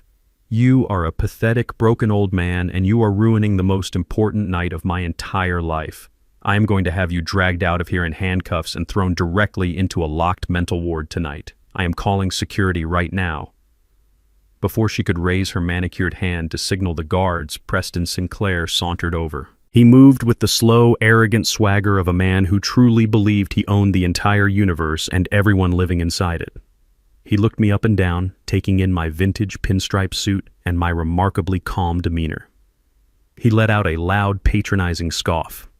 His face was a mask of supreme racial and financial superiority. "Is this the pathetic father-in-law you were telling me about, Savannah, Preston?" asked, his voice dripping with absolute contempt and mocking amusement. "The retired mailman who is completely losing his fragile little mind." Savannah nodded, her hands clenched into tight fists. "Yes, he somehow broke out of the house. He is completely unhinged and dangerous, Preston. We need to get him out of here right now before he starts screaming and ruins the entire presentation for the investors." Preston took a slow, confident sip of his bourbon and smiled a cold, cruel smile. He patted Savannah gently on the bare back, an arrogant gesture of control. "Relax, my dear," Preston murmured confidently, completely underestimating the lethal threat standing right in front of him. "I know exactly how to handle people like him. Do not cause a scene in front of the board members." He turned his arrogant gaze back to me, gesturing dismissively toward a set of heavy wooden double doors tucked away in a dark, quiet corner of the ballroom. "Let us step into the private service hallway," old man Preston commanded, treating me like a disobedient stray dog that needed to be put down. "We are going to take a nice quiet walk to the back door. I will handle this savage old man myself, and you are going to leave my property before I have you physically crushed into the pavement." I looked at Preston Sinclair, taking in his expensive velvet tuxedo and his unearned absolute arrogance. Then I looked down at the heavy brown envelope resting in my hand containing his complete and utter devastation. I let a slow, dark smile spread across my face. I gave him a small, polite nod. "Lead the way," I replied, my voice low, smooth, and dangerously calm. I followed them away from the bright lights and the classical music, stepping into the quiet shadows of the service corridor, completely ready to burn their entire arrogant world to ashes. The heavy wooden double doors swung shut behind us, completely cutting off the elegant classical music and the loud, obnoxious laughter of the wealthy elite. The service corridor was stark and cold, illuminated by harsh fluorescent lights that buzzed faintly overhead. It was a massive visual contrast to the golden opulence of the grand ballroom we had just left. This was the hidden underbelly of the luxury hotel, a place meant for the invisible workers, the maintenance staff, and the discarded trash. It was the absolute perfect setting for the execution I was about to perform. Preston Sinclair leaned casually against the cold concrete wall, sliding his hands deep into the pockets of his expensive velvet tuxedo. He looked at me with a mixture of profound boredom and intense racial disgust. He clearly thought he was just humoring a crazy old man, giving his mistress a quiet, private moment to discipline her pathetic father-in-law out of sight from the wealthy investors. He had absolutely no idea that he was standing inside his own tomb. Savannah did not waste a single second. The moment the heavy doors sealed us off from the public, her carefully constructed mask of the elegant, supportive partner completely evaporated. Her beautiful face contorted into a mask of pure, unadulterated rage. She marched toward me, her expensive silver high heels echoing sharply on the bare concrete floor. She stopped right in front of me, her chest heaving with toxic fury, invading my personal space like a rabid animal. "You stupid, arrogant old fool!" she hissed, her voice vibrating with venom. "How dare you humiliate me tonight? How did you get out of that house?" I stood perfectly still, my hands resting calmly at my sides. I looked at her with the cold, calculating eyes of the bloodhound. I did not offer her an explanation. I did not cower or tremble like the fragile, retired mailman she thought I was.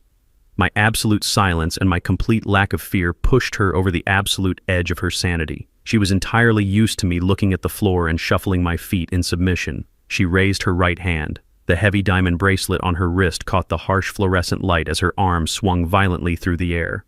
The slap was vicious and loud. Her open palm struck my left cheek with a sharp cracking sound that echoed heavily down the long, empty corridor.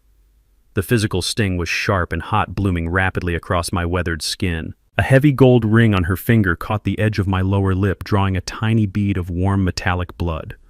I did not flinch. I did not raise my hands to protect myself. I slowly turned my head back to look at her, maintaining absolute, unbroken eye contact. Decades ago, I had stared down violent cartel accountants, armed money launderers, and desperate men facing life in prison. A physical slap from a spoiled, greedy narcissist felt like a gentle summer breeze. Preston let out a low, cruel chuckle from the dark corner of the hallway. "Put him in his proper place, Savannah," he murmured, taking a slow sip of his expensive bourbon. "Show the old dog exactly who owns him." Savannah was breathing heavily, staring at me with wild, furious eyes. She was deeply unnerved by my complete lack of physical reaction, but her towering, unearned arrogance quickly buried her temporary fear. She truly believed my stoicism was just the paralyzing shock of a broken, senile mind. She pointed a trembling, manicured finger directly at my face. "You are going to give me the original property deeds right now," she commanded, her voice a shrill, demanding screech. "I know you brought them, Warren. I know you came here to beg because you finally realize I hold all the absolute power over your pathetic existence. Give me the original power of attorney documents and the deed to your slum of a house. Hand them over and crawl back to your pathetic little rat hole before I have Preston break your legs and throw you in the river." She held out her hand, palm up, completely expecting me to surrender my entire life to her. She desperately wanted the absolute legal control she thought she had earned by manipulating my exhausted son. She wanted the final piece of the puzzle that would allow her to throw me into a miserable locked medical facility and liquidate my family home for pure profit. I looked at her open, greedy hand. Then I looked at the dark brown manila envelope resting quietly in my own grip. It was time. The long, meticulous hunt was finally coming to an end. The trap had been flawlessly set. The prey was standing directly over the trigger, and it was time to let the heavy steel jaws snap completely shut. I reached into the inner pocket of my custom-tailored charcoal pinstripe suit. I pulled out a crisp white cotton handkerchief and slowly wiped the small drop of blood from the corner of my mouth. I folded the fabric neatly and placed it back into my pocket. My movements were slow, deliberate, and completely devoid of any fear or submission. I lifted the heavy brown envelope and held it out toward her waiting hand.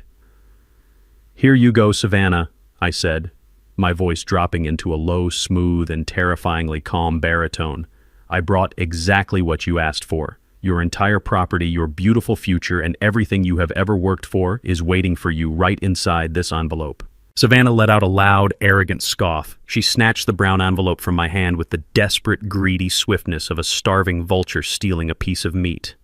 A smug, victorious smile instantly returned to her perfectly made-up face. She looked over her shoulder at Preston, holding the cheap envelope up in the air like a massive golden trophy. "You see, Preston," she gloated, her voice dripping with toxic triumph. "I told you he was just a weak, pathetic old coward. All you have to do is show these people a little bit of force and they fold like cheap paper. He actually brought the deeds. He is finally surrendering to us." Preston smirked, swirling the amber liquid in his crystal glass.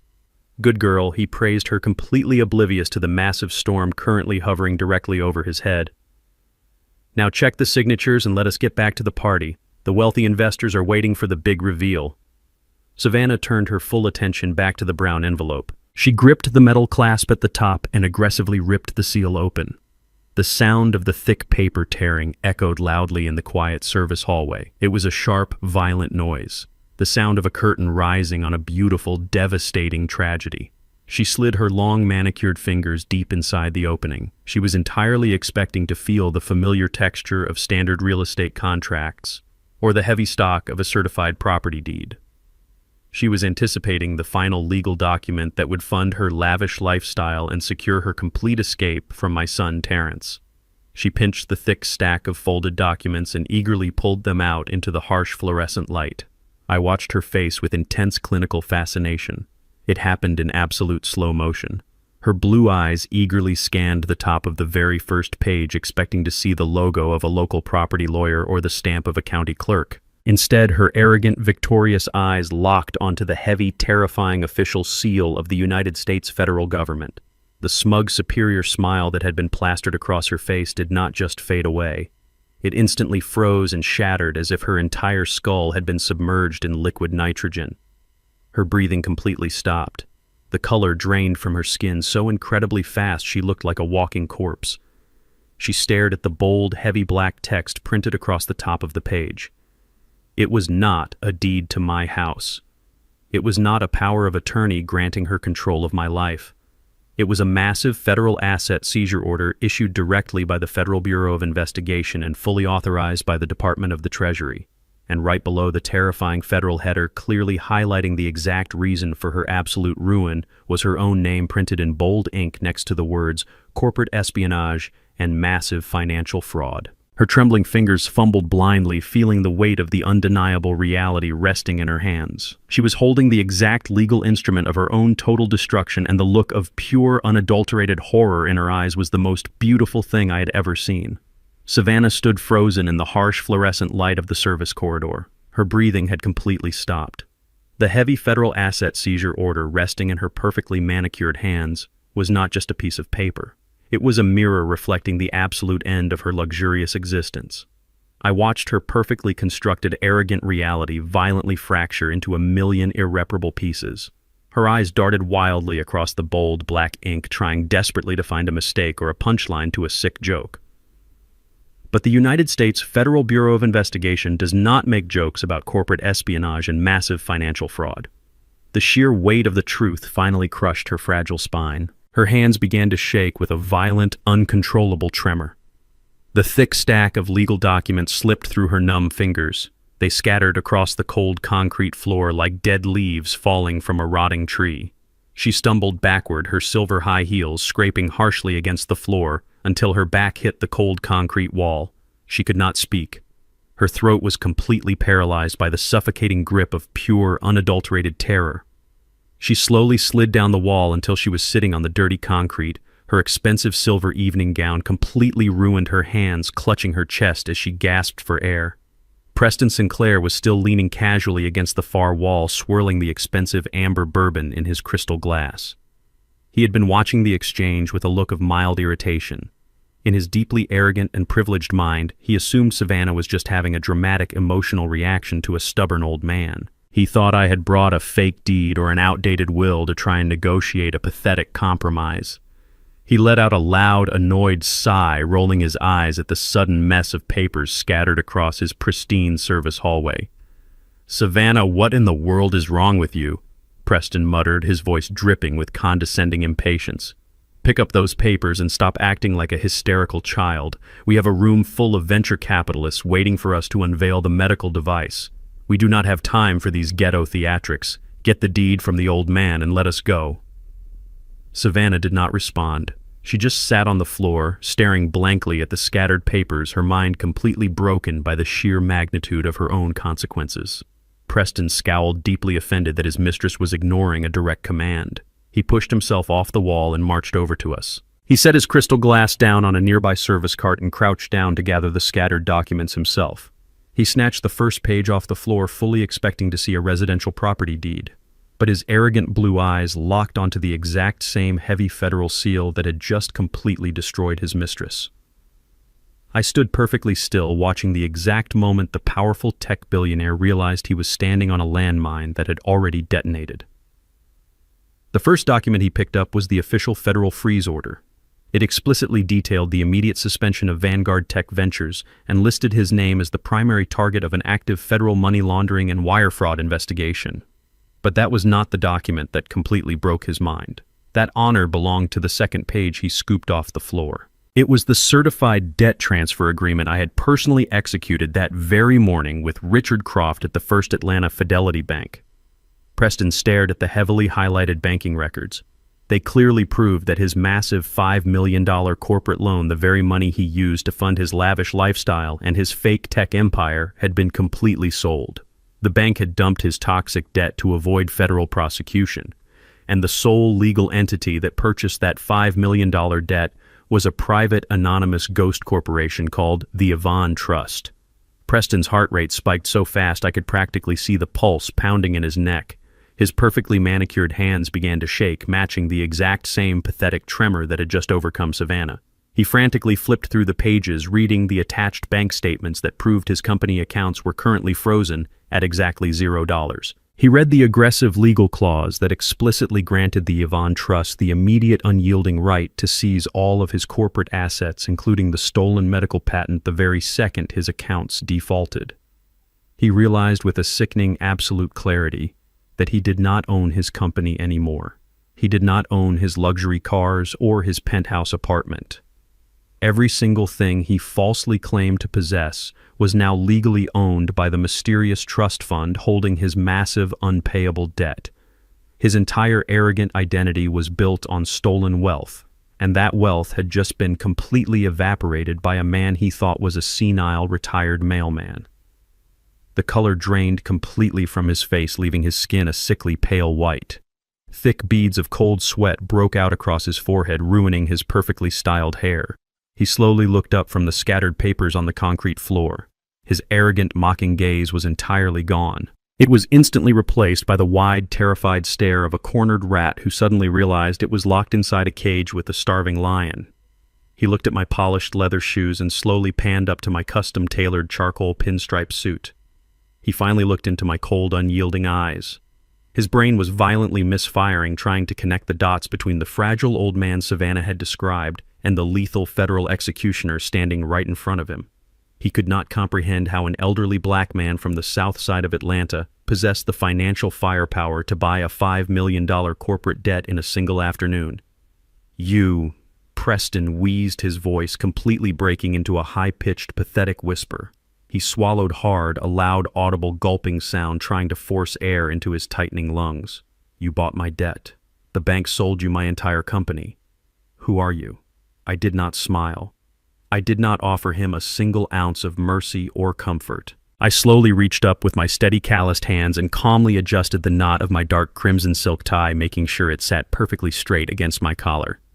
I looked down at the broken, shivering billionaire kneeling on the dirty concrete floor, surrounded by the undeniable evidence of his total, absolute destruction. "I am Warren," I replied, my voice a deep, resonant rumble that echoed off the cold walls. "I am the husband of Yvonne, the brilliant woman who spent her dying days building this entire federal case against you. And currently I am your sole legal creditor, Preston. You have been completely bankrupt since 3 o'clock this afternoon." I stood in the cold service corridor watching the absolute destruction of a human mind. Savannah was sitting on the dirty concrete floor, her expensive silver evening gown pooling around her like dirty water. I watched her perfectly manicured hands claw desperately at the cold floor, as if she were trying to stop herself from falling off a massive cliff. The human brain is a remarkable organ designed to protect itself from sudden catastrophic trauma, but there is absolutely no psychological shield thick enough to block the sheer magnitude of the devastation I had just dropped on her. Just 10 minutes ago, she was the undisputed queen of the Atlanta Innovation Gala. She was dripping in stolen diamonds, sipping vintage champagne, and preparing to step onto a brightly lit stage to claim my son's brilliant medical patent as her own. She had forged Terrence's signature, taken out $200,000 in fraudulent loans, and actively planned to lock her 73-year-old father-in-law inside a miserable state-run mental asylum. She thought she had completely secured a lifetime of unearned luxury. She thought she had stolen my house, my son's future, and my absolute freedom. But the heavy federal documents scattered across the floor told a completely different story. In the span of a few agonizing seconds, her entire delusional universe was violently ripped away. She did not just lose the stolen medical company. She lost the stolen money, the luxury lifestyle, and the total control she thought she had over my family. She was no longer a wealthy socialite. She was an exposed federal criminal staring down the barrel of a decade in a maximum security penitentiary. The realization hit her central nervous system like a massive physical blow. Her breathing became incredibly shallow and rapid. Her chest heaved up and down in erratic, panicked bursts as her lungs desperately fought for oxygen that her terrified brain simply could not process. Her eyes darted wildly around the narrow concrete hallway, searching for any possible escape route, any sliver of hope. She was a drowning woman frantically looking for a life raft. And then she looked up at Preston Sinclair. Preston was still kneeling on the floor, surrounded by the undeniable evidence of his own total bankruptcy. He was staring at the banking records that proved I was now the sole legal owner of his entire tech empire. His pristine velvet tuxedo felt like a heavy prison uniform. He was sweating profusely, his face a mask of pure, unadulterated horror. Savannah looked at him, her blue eyes wide and pleading. In her deeply twisted and dependent mind, Preston was her ultimate savior. He was the wealthy, powerful billionaire who was supposed to fix everything with his expensive lawyers and his corrupt political connections. She honestly believed their illicit affair actually meant something to him. She thought they were partners in crime. Preston Savannah gasped, her voice a high-pitched, pathetic wheeze. "Preston, please do something. Call your legal team. Call the bank. We can fight this. He is just a retired mailman. He cannot do this to us. You have to fix this, Preston." She reached out her trembling hand, gently grabbing the sleeve of his expensive velvet jacket. It was a desperate plea for protection from the monster she had awakened. But Preston Sinclair was not a loyal partner. He was a ruthless, narcissistic predator who only cared about his own survival. And right now, the woman holding onto his sleeve was the exact reason his entire $5 million empire was currently burning to the ground. He looked at Savannah's trembling hand, and then he looked at her terrified face. The profound fear in his eyes instantly rapidly mutated into a dark, explosive, and violently toxic rage. He violently yanked his arm away from her grasp, as if her touch were a highly contagious disease. He pushed himself up from the floor, his expensive leather shoes scraping harshly against the concrete. He towered over her, his face completely twisted with pure, hateful fury. "Fix this!" Preston screamed, his voice echoing off the concrete walls with terrifying volume, completely abandoning any shred of his refined corporate composure. "Fix this. You completely ruined my life, you stupid, arrogant parasite." Savannah flinched, shrinking back against the cold wall. "Preston, you told me we were a team." She sobbed, tears of pure panic finally spilling over her perfectly applied makeup and running down her pale cheeks. "A team!" Preston roared, his hands clenched into tight, furious fists at his sides. "You told me your father-in-law was a helpless, senile old fool. You told me he was a pathetic, retired postal worker who could not even remember his own name. You promised me this was going to be a clean, easy acquisition. You literally invited a senior federal forensic investigator directly into my private bank accounts. You brought a federal executioner right to my front door." Preston did not stop there. The sheer, overwhelming pressure of losing his company, his wealth, and his freedom completely snapped whatever fragile restraint he had left. He realized that his life was permanently over, and he needed someone to absorb the physical impact of his absolute rage. He stepped forward, closing the distance between them. Before Savannah could even raise her hands to protect her face, Preston drew his arm back. He did not slap her with the back of his hand like a gentleman offering a warning. He struck her with a vicious open palm, channeling every single ounce of his terrifying anger and complete despair into the physical blow. The sound of the impact was sickeningly loud. It cracked through the quiet service corridor like a gunshot. The sheer brutal force of the slap caught Savannah squarely across the jaw, snapping her head violently to the side. Savannah let out a sharp, agonizing cry. The impact completely lifted her off her precarious balance. She was thrown sideways, her body crashing hard against the unforgiving marble and concrete floor. She landed in a tangled heap of expensive silver fabric and ruined dignity. Her designer diamond earrings clattered against the stone. I stood perfectly still, watching the two arrogant elites completely turn on each other like starving rabid dogs trapped inside a fighting pit. There is absolutely no loyalty among thieves, especially when the stolen gold completely evaporates. Savannah lay on the cold floor, completely disoriented. The physical shock of Preston's violent assault, combined with the massive psychological obliteration of her entire life, was simply too much for her biological system to handle. Her brain was completely short-circuiting. She tried to push herself up using her trembling arms, but her muscles entirely refused to obey her commands. Her elbows buckled and she collapsed back onto the dirty floor. She began to hyperventilate. Her mouth opened wide, gasping desperately for air, but her throat was completely restricted by the crushing weight of her severe panic attack. The expensive vintage champagne she had been drinking all night in the grand ballroom suddenly rushed back up her throat, mixing with the sour, toxic taste of pure, unadulterated terror. She rolled onto her hands and knees, her body convulsing violently. She began to heave, her stomach muscles contracting in painful, agonizing spasms as she retched onto the pristine floor of the luxury hotel. She was completely broken, stripped of her fake aristocratic grace, reduced to a pathetic, shivering mess. "Please," she managed to croak out between the violent spasms, her voice completely unrecognizable. "Please, I cannot breathe." I did not offer her a glass of water. Preston did not kneel down to comfort her. We both just stood there watching her completely drown in the suffocating ocean of her own devastating consequences. Savannah let out one final, desperate, rattling gasp. Her eyes rolled completely back into her head, exposing the terrifying white sclera as her overloaded nervous system finally initiated an emergency shutdown.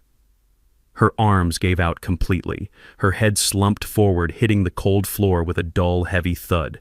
She passed out cold. Her body lay perfectly limp on the dirty concrete floor of the service corridor, completely unresponsive. The arrogant, treacherous daughter-in-law who had actively tried to throw me into a locked mental asylum was now lying unconscious at my feet, utterly destroyed by the quiet, heavy weight of the absolute truth. The psychological trauma had completely shattered her mind, and the trap I had built for her was finally completely sealed shut. The cold concrete floor of the service corridor offered absolutely no comfort to the unconscious woman. 5 agonizing minutes passed before Savannah finally began to stir. I stood completely still, watching her perfectly manicured fingers twitch against the dirty stone. She let out a pathetic groaning sound as her eyes slowly fluttered open. Her vision was blurred, and her designer silver dress was completely ruined, stained with dirt and the remnants of her own severe panic attack. She tried to push herself up onto her knees, her head hanging low, her blonde hair sticking to her sweaty face. She was desperately hoping that the crushing federal asset seizure order and Preston's violent physical assault were just the dark fragments of a horrible nightmare.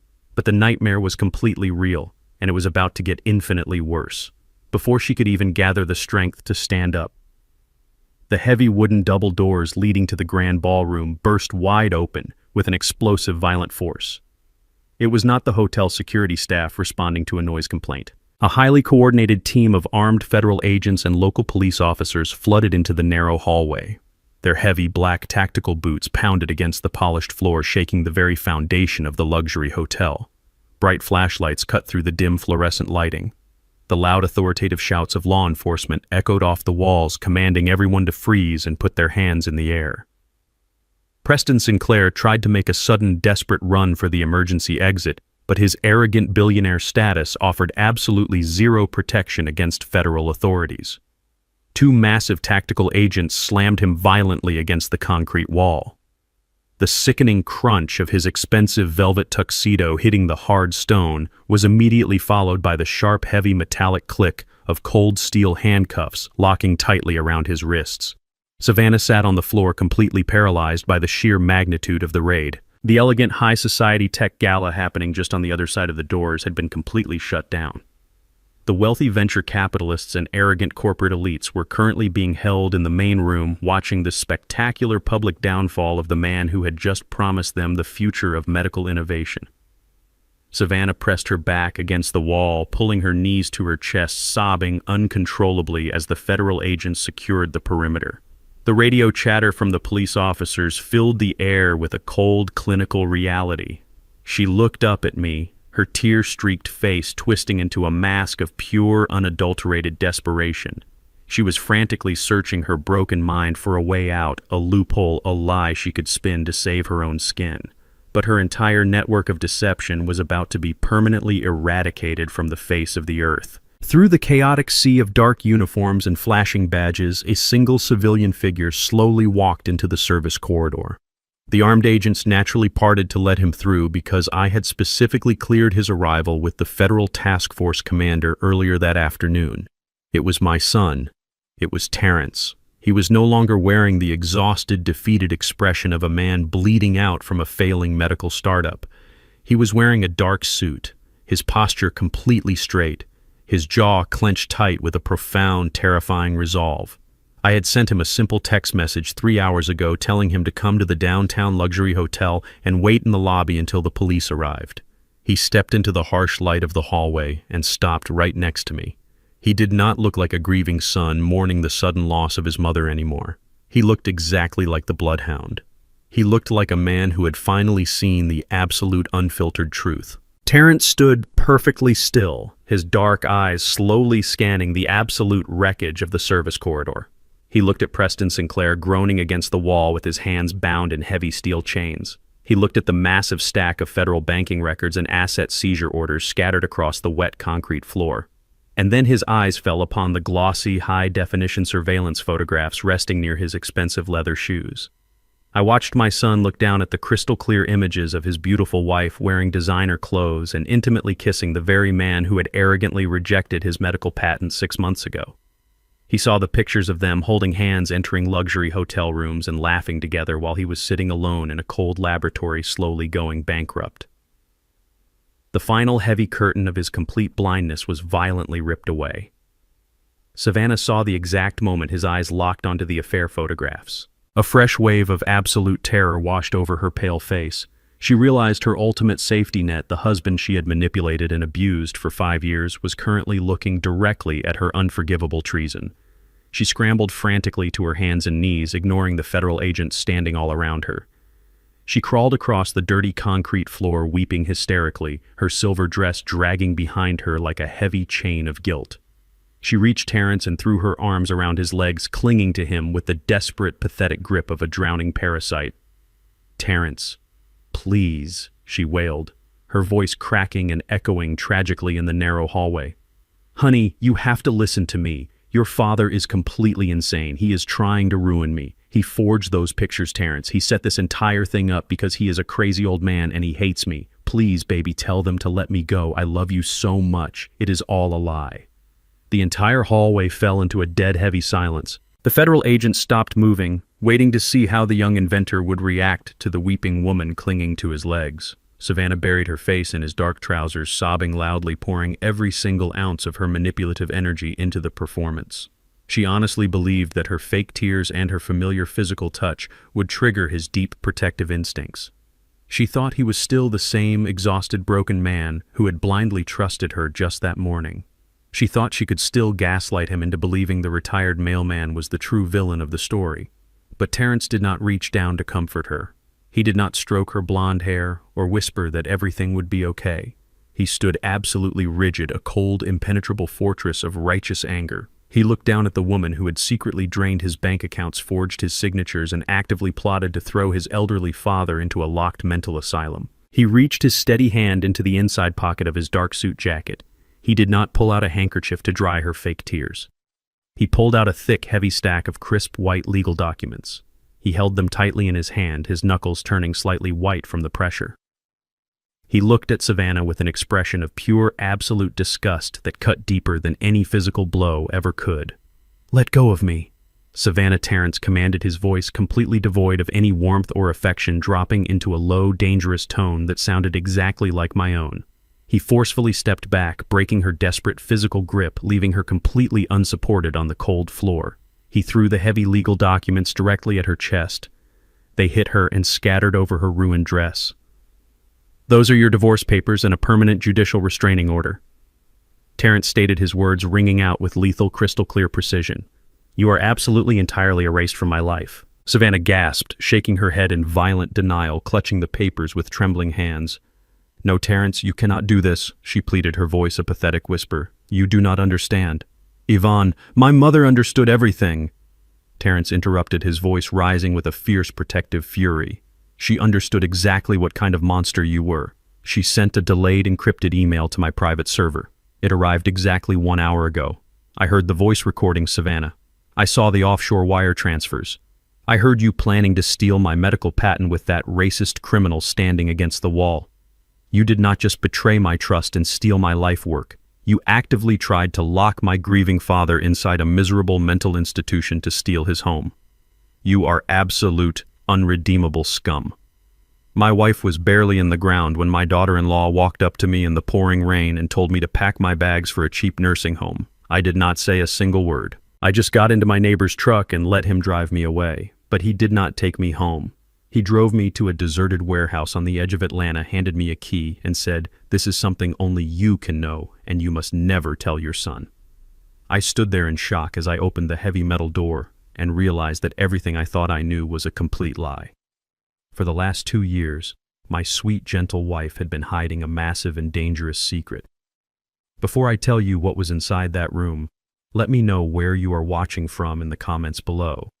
Hit like and subscribe if you believe a mother will do absolutely anything to protect her family. The heavy silence in the service corridor was only broken by the pathetic sound of Savannah sobbing onto the dirty concrete floor. Terrence had just delivered the final devastating blow, completely erasing her from our family.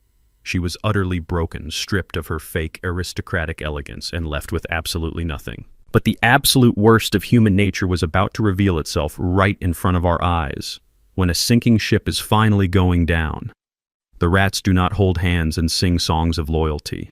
They climb over each other violently, clawing at anything they can reach, just to keep their own heads above the freezing water for one more second. Preston Sinclair was the ultimate rat. He was currently pinned against the cold concrete wall by 2 massive federal agents, his wrists tightly bound in heavy steel cuffs. He had watched my son throw the divorce papers onto Savannah's ruined silver dress. He had listened as Terrence laid out the undeniable evidence of their massive corporate theft and their cruel conspiracy to lock me inside a mental asylum. Preston realized with a sudden terrifying clarity that Savannah had absolutely no leverage left. She was completely useless to him now. And more importantly, he realized that the quiet elderly black man standing in the custom-tailored pinstripe suit was the only person in the entire building who held the keys to his absolute survival.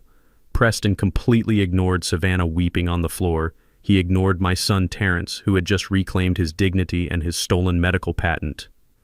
Preston locked his panicked, bloodshot eyes directly onto mine. The arrogant billionaire tech investor, the man who refused to do honest business with African-American entrepreneurs, was about to completely abandon his toxic pride and beg a retired mailman for his miserable life. "Mr. Warren." Preston gasped, his voice trembling with a pathetic, desperate urgency. "Please, you have to listen to me. I am a victim here too. I had absolutely no idea she was planning to throw you into a psychiatric ward. I swear to God I did not know she was stealing money from her own husband to fund my company." Savannah suddenly stopped crying. Her head snapped up from the dirty concrete floor, her tear-streaked face frozen in a mask of pure, unadulterated shock. She stared at the man she had risked her entire life for, the wealthy lover who had promised her a lifetime of luxury and protection. She brought the medical patent to me. Preston continued, his voice growing louder and more frantic, desperately trying to convince the federal agents holding him against the wall. She forged all of Terrence's signatures on the transfer documents. She masterminded the entire theft. I was just a blind investor, Mr. Warren. I thought it was a legitimate business acquisition. She completely manipulated me. If you tell the federal prosecutor to drop the money laundering charges against my firm, I will give you everything. I will testify against her in open court. I will stand on the witness stand and tell the jury exactly how she planned the entire fraud. Just give me my company back, and I will hand her over to you on a silver platter." The sheer absolute cowardice of his words hung heavily in the cold service corridor. He was offering to completely destroy the woman he had been sleeping with for 2 years just to save his own miserable skin. Something deep inside Savannah's mind completely snapped. The final fragile thread connecting her to sanity was violently severed. She realized that she had destroyed her marriage, betrayed a loving family, and committed massive federal crimes for a man who viewed her as nothing more than a disposable human shield. The cold, calculating socialite completely vanished. In her place emerged a wild, feral, and incredibly dangerous animal. Savannah let out a raw, agonizing scream that did not even sound human. It was a guttural, terrifying shriek of pure, absolute betrayal and blind rage. She scrambled up from the dirty concrete floor, her ruined silver evening gown tearing loudly as her high heels slipped on the wet stone. She did not run toward the exit. She launched her entire body directly at Preston Sinclair. "You lying piece of garbage!" Savannah shrieked, her voice echoing violently down the narrow hallway. "You promised me. You said we were going to build an empire together. You made me do those things to the old man." She crashed into Preston with the force of a desperate, wounded predator. Because Preston's hands were securely cuffed behind his back, he was entirely defenseless. Savannah raised her perfectly manicured hands and began violently clawing at his face. Her sharp fingernails dug deep into his pale skin, leaving long, bleeding scratches across his cheeks and his forehead. She tore at his expensive velvet tuxedo, ripping the crisp white shirt underneath, completely destroying his carefully constructed wealthy facade. Preston screamed in pain and terror, thrashing his head back and forth, desperately trying to avoid her vicious attacks. "Get this crazy lunatic off me!" he wailed, his voice cracking as blood began to trickle down his face. "She is completely insane. Help me!" The violent, chaotic struggle carried them right through the open wooden double doors and completely out of the hidden service corridor. They stumbled directly into the bright, blinding light of the grand ballroom. The classical string quartet had long since stopped playing. Hundreds of the most powerful and wealthy corporate elites in Atlanta were standing in the massive ballroom, completely frozen in absolute shock. These were the venture capitalists, the arrogant politicians, and the high society socialites who just 20 minutes ago were sipping vintage champagne and eagerly waiting to kiss Preston Sinclair's ring. They had admired Savannah's beauty and praised Preston's brilliant business acumen. They thought these two people represented the absolute pinnacle of success and untouchable white privilege. Now that elegant, sophisticated illusion was completely shattered for the entire world to see. The elite crowd gasped and backed away in horror as Preston and Savannah crashed into a table of expensive appetizers, sending delicate crystal glasses and silver trays crashing to the polished marble floor. They were literally tearing each other apart like two starving rats fighting over a piece of rotten garbage. Savannah continued to scream and claw at him, her blonde hair a tangled, messy bird nest, her face contorted with insane fury. Preston was sobbing and bleeding, his expensive velvet suit hanging in ruined shreds, completely stripped of his arrogant billionaire armor. The wealthy guests did not step forward to help them. They did not offer sympathy or support to their fallen golden boy. Instead, a sea of glowing rectangular screens suddenly illuminated the dark edges of the ballroom. Hundreds of smartphones were instantly raised into the air. The very same people who used to flatter and enable Preston Sinclair were now eagerly recording his spectacular violent downfall. Camera flashes erupted rapidly, capturing every single humiliating second of their pathetic brawl. Their absolute ruin was being permanently documented and broadcasted to the entire world. Enough, the lead federal task force commander barked, his deep voice cutting through the chaotic screaming. 4 massive tactical agents rushed forward, pulling the two feral animals violently apart. They dragged Savannah off of Preston, slamming her face down onto the cold, polished marble floor of the grand ballroom. She thrashed and kicked, screaming incoherent curses at her former lover, completely abandoning any remaining shred of human dignity. I stood in the doorway of the service corridor with my son Terrence, watching the beautiful, devastating symphony of their destruction reach its absolute crescendo. The federal agent grabbed Savannah's wrists and forcefully pulled them behind her back.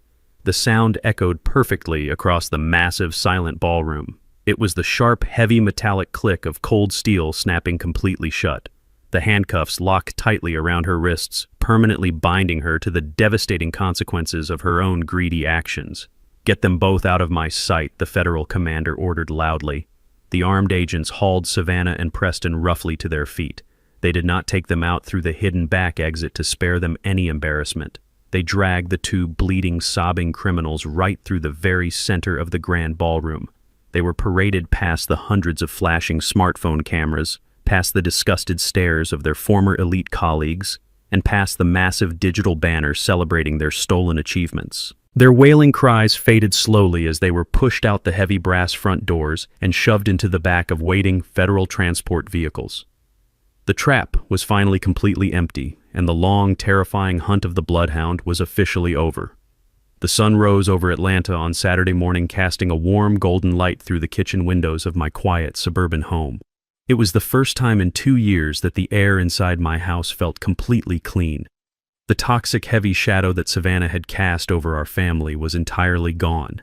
I stood at the kitchen counter wearing my comfortable old cardigan and poured myself a hot cup of black coffee. The dark roast smelled rich and grounding. Upstairs, my son Terrence was finally sleeping peacefully in his childhood bedroom. He had collapsed into bed late last night, completely exhausted after the massive emotional adrenaline of the federal raid wore off. He was finally safe. His brilliant medical patent was safe. And the woman who had actively tried to destroy his life and lock his elderly father in a mental asylum was currently waking up on a thin mattress inside a cold, concrete federal holding cell. I took a slow, deep sip of my coffee, letting the quiet victory wash over my tired bones. The house was perfectly silent, but that silence was soon broken by the sharp ringing of the old landline phone resting on the kitchen wall. I walked over and looked at the caller identification screen. It displayed a generic automated number originating from the Fulton County Detention Center. I let it ring twice before I slowly picked up the receiver and pressed it to my ear. An automated voice informed me that I had a collect call from an inmate. I pressed the button to accept the charges. Warren Savannah sobbed, her voice echoing through the phone line, sounding completely weak and incredibly pathetic. She was crying so hard she could barely form a coherent sentence. The arrogant, vicious corporate predator who had slapped my face in the service corridor just 12 hours ago was entirely gone. She had spent the entire night locked in a tiny steel cage, surrounded by the harsh, unforgiving reality of the federal justice system. She had finally realized that her wealthy lover, Preston Sinclair, was not going to send an expensive team of lawyers to rescue her. Preston was currently fighting his own massive federal money laundering charges, and he had already thrown her completely under the bus to save himself. Savannah was entirely alone, and in her absolute desperation, she called the very man she had tried to destroy. "Warren, please, you have to help me." Savannah wailed, her voice cracking with raw panic. "It is so cold in here. The guards treat me like absolute garbage. They took my clothes and my jewelry. You have to call the bank and post my bail, Warren. I know you have the money. I saw the federal documents last night. You are incredibly rich. Please, I am your family. I am Terrence's wife. You cannot just leave me in this horrible place." I stood in my warm kitchen looking out at the beautiful green lawn Yvonne had planted years ago. I listened to her desperate, pathetic begging, and I felt absolutely zero pity. I took another slow sip of my hot coffee. "Do you remember the old industrial warehouse on the edge of the city, Savannah?" I asked, my voice perfectly calm and completely devoid of any emotion. "The dilapidated brick building you and Preston planned to illegally seize and sell for quick cash after you threw me into the psychiatric ward." She stopped crying for a brief second, confused by my question. "Yes," she hiccuped weakly. "I used that exact same warehouse to completely finance the recovery of my son's stolen life work," I explained smoothly, delivering the final devastating blow to her greedy heart. "I leveraged the commercial property value of that building through the Yvonne Trust, and I legally purchased the entire Vanguard Tech Ventures medical portfolio during the federal asset freeze early this morning. The medical device you worked so incredibly hard to steal is now fully registered under a secure corporate entity owned entirely by Terrence. He is the sole supreme executive of his own brilliant creation." "No." Savannah gasped, a fresh wave of absolute terror washing over her. "You have absolutely nothing left, Savannah," I told her, my voice dropping into a cold, lethal register. "You do not have a company. You do not have a husband. You do not have a single penny of the money you violently stole from my boy. And you certainly do not have a family to bail you out of federal prison. Enjoy your new concrete home." I pulled the phone away from my ear and pressed the button, completely disconnecting the line. I cut off her agonizing screams and placed the receiver gently back on the wall mount. I did not even have time to finish my cup of coffee before the absolute final piece of the battlefield presented itself right on my front lawn. The loud, aggressive screech of heavy car tires echoed down my quiet suburban street. A massive, pristine white luxury sport utility vehicle swerved sharply and parked illegally right across my driveway, blocking the path. The heavy doors flew open, and two people marched furiously up my front walkway. It was Thomas and Martha Vance, Savannah's biological parents.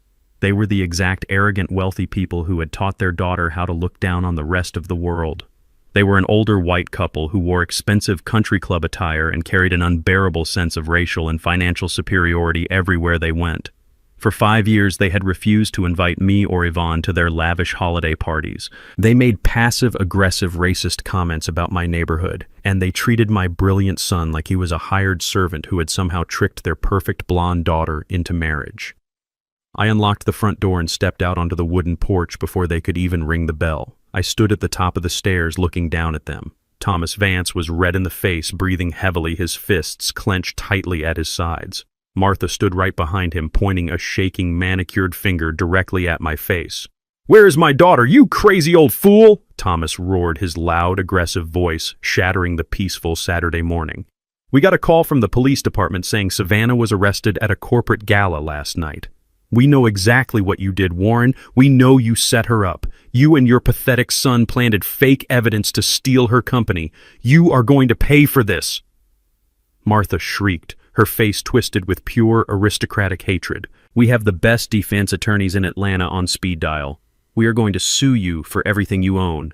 We will have you thrown in a federal prison for false imprisonment and malicious prosecution. You people are all exactly the same. You are just jealous criminals trying to ruin successful families." I did not raise my voice. I did not step back. I just looked at the two arrogant racists standing on my lawn, completely blinded by their own toxic entitlement.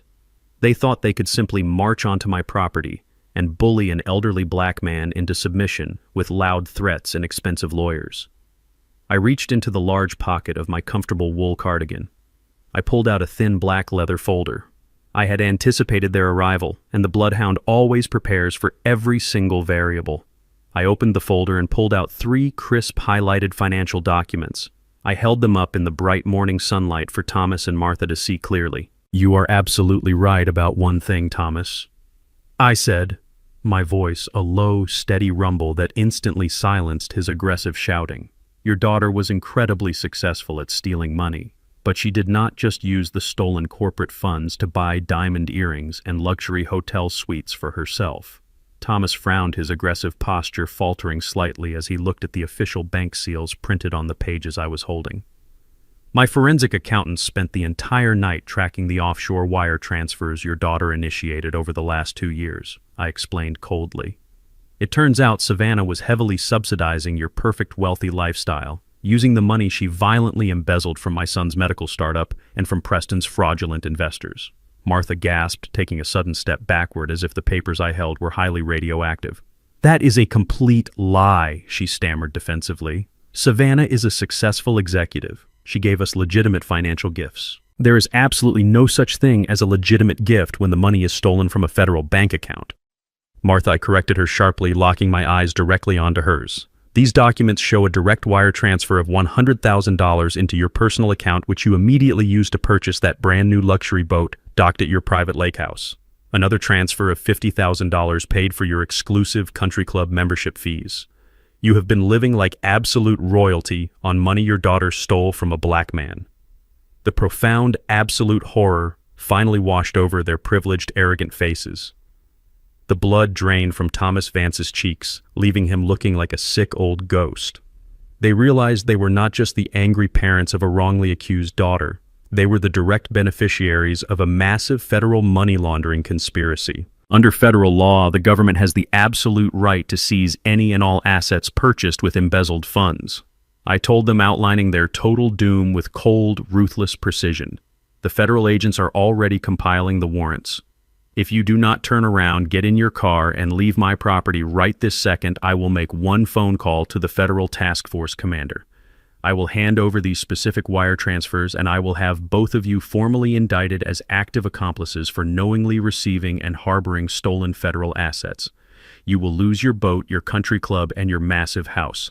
You will spend your golden years sitting in a cold federal penitentiary cell right next to your precious daughter." The silence that fell over my front lawn was absolute and incredibly beautiful. Thomas and Martha Vance did not scream anymore. They did not threaten to sue me or call me names. The loud, arrogant bullies had been completely and utterly silenced by the crushing, terrifying weight of their own criminal complicity. Thomas slowly turned around. He grabbed his trembling wife's arm and guided her back toward their massive luxury vehicle. They moved like broken, fragile people completely stripped of their false superiority. They climbed into their expensive car and sped away down the street, running desperately back to a home they were destined to lose. The battlefield was completely cleared. The poisonous roots had been entirely ripped out of the ground. The months that followed the spectacular collapse of Vanguard Tech Ventures moved with a quiet, healing rhythm. The federal justice system is a massive, slow-moving machine, but when it finally locks onto a target, it crushes them completely. I sat in the back row of the federal courthouse in downtown Atlanta watching the final sentencing of the two arrogant predators who tried to destroy my family. The courtroom was cold and filled with the heavy, silent weight of absolute consequence. Preston Sinclair, the wealthy tech billionaire who refused to do honest business with black entrepreneurs, was completely stripped of his custom velvet suits and his unearned privilege. He stood before the federal judge wearing a standard-issue orange jumpsuit, his hands bound in heavy iron chains that clinked loudly in the quiet room. He begged the judge for leniency, sobbing about his ruined reputation, but the judge showed absolutely zero mercy. She looked down from her high bench and sentenced him to 12 years in a maximum security federal penitentiary for massive corporate money laundering, wire fraud, and criminal conspiracy. He wept openly, a broken, pathetic man, as the armed bailiffs dragged him away. Savannah stood next. The beautiful, manipulative socialite who thought she could gaslight my son and throw me into a locked mental asylum looked incredibly pale and entirely broken. Her blonde hair was a tangled, messy knot, and the arrogant fire in her blue eyes had been completely extinguished. The federal judge looked down at her with profound, unyielding disgust. For the crimes of aggravated identity theft, corporate espionage, and the malicious conspiracy to permanently deprive an elderly citizen of his freedom, Savannah was sentenced to 10 long years in a federal prison. She did not even look back at us as they led her out of the courtroom. The toxic parasites were finally and permanently removed from our world. While the criminals rotted in their cold concrete cells, my son Terrence experienced a spectacular and beautiful rebirth. He did not let the trauma of his disastrous marriage break his brilliant spirit. With the massive financial backing of the Yvonne Trust and the full legal control of his own medical patent, Terrence built a brand new medical technology company from the absolute ground up. He moved out of that small, depressing laboratory and opened a massive state-of-the-art research facility right here in Atlanta. I watched with immense pride as he stood on his own brightly lit stage, unveiling the revolutionary medical device that would save countless lives. He was no longer the exhausted, defeated man who had cried to me on a video call. He was a confident, powerful chief executive officer, fully stepping into the massive potential his mother and I always knew he possessed. He hired a brilliant team of honest, hardworking engineers, and he made sure that absolute integrity was the foundation of his entire corporate empire. The legacy he was building was completely untouchable, and it belonged entirely to him. As for me, I did exactly what I have done for the last 25 years. I did not move into a sprawling mansion in a gated community. I did not buy a fleet of luxury imported cars or start wearing heavy gold watches. That flashy, superficial lifestyle belongs to people who desperately need to prove their worth to complete strangers. I already knew exactly who I was, and I knew exactly the kind of man my sweet Yvonne fell in love with. I stayed right here in my quiet suburban house on the south side. I put my custom-tailored charcoal pinstripe suit back into the heavy, dust-proof garment bag and pushed it to the very back of my dark closet. The bloodhound had successfully completed his final hunt, and it was time for him to go back to sleep. I put on my faded brown wool cardigan and my comfortable orthopedic walking shoes. I spent my quiet mornings drinking black coffee on the front porch, waving to my neighbor Victor as he drove past in his rusted old pickup truck. I spent my long, warm afternoons pushing my old lawnmower across the front yard, trimming the grass and carefully tending to the beautiful yellow rose bushes Yvonne had planted decades ago. The profound, deep satisfaction of honest physical labor kept me grounded. It reminded me that true power is not about dominating other people or hoarding massive wealth. True power is the absolute freedom to simply exist in perfect, quiet peace without constantly looking over your shoulder. It was a late Sunday afternoon when the sleek black luxury sedan pulled into my driveway. The warm Georgia sun was just beginning to set, casting a long, beautiful golden glow across the freshly cut grass. Terrence stepped out of his car wearing a comfortable polo shirt and a relaxed, familiar smile. He walked up the wooden steps of the front porch carrying a paper bag filled with fresh peach cobbler from the local bakery. I was sitting in my favorite wooden rocking chair, listening to the gentle hum of the summer crickets and the distant happy sound of neighborhood children playing in the street. Terrence handed me the warm bag and sat down heavily in the empty rocking chair right next to me. We sat there in a comfortable, familiar silence for a very long time, just watching the evening sky slowly change from bright orange to a deep, peaceful purple. I looked over at my son. He was staring out at the quiet street, but his dark eyes were shining with heavy, unshed tears.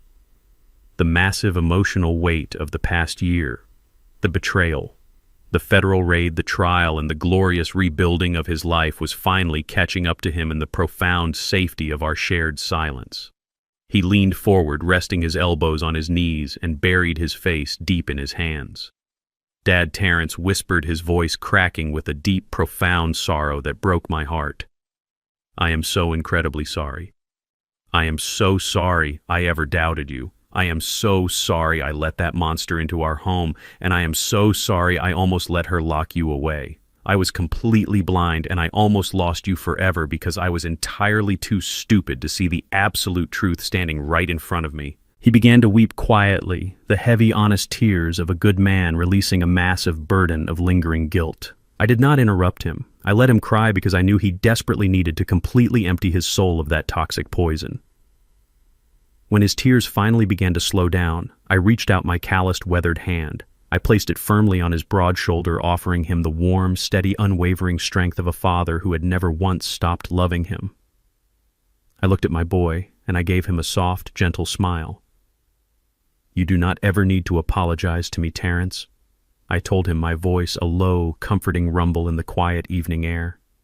"You were navigating a terrible, dark storm, and that woman was actively blinding you to the dangerous rocks.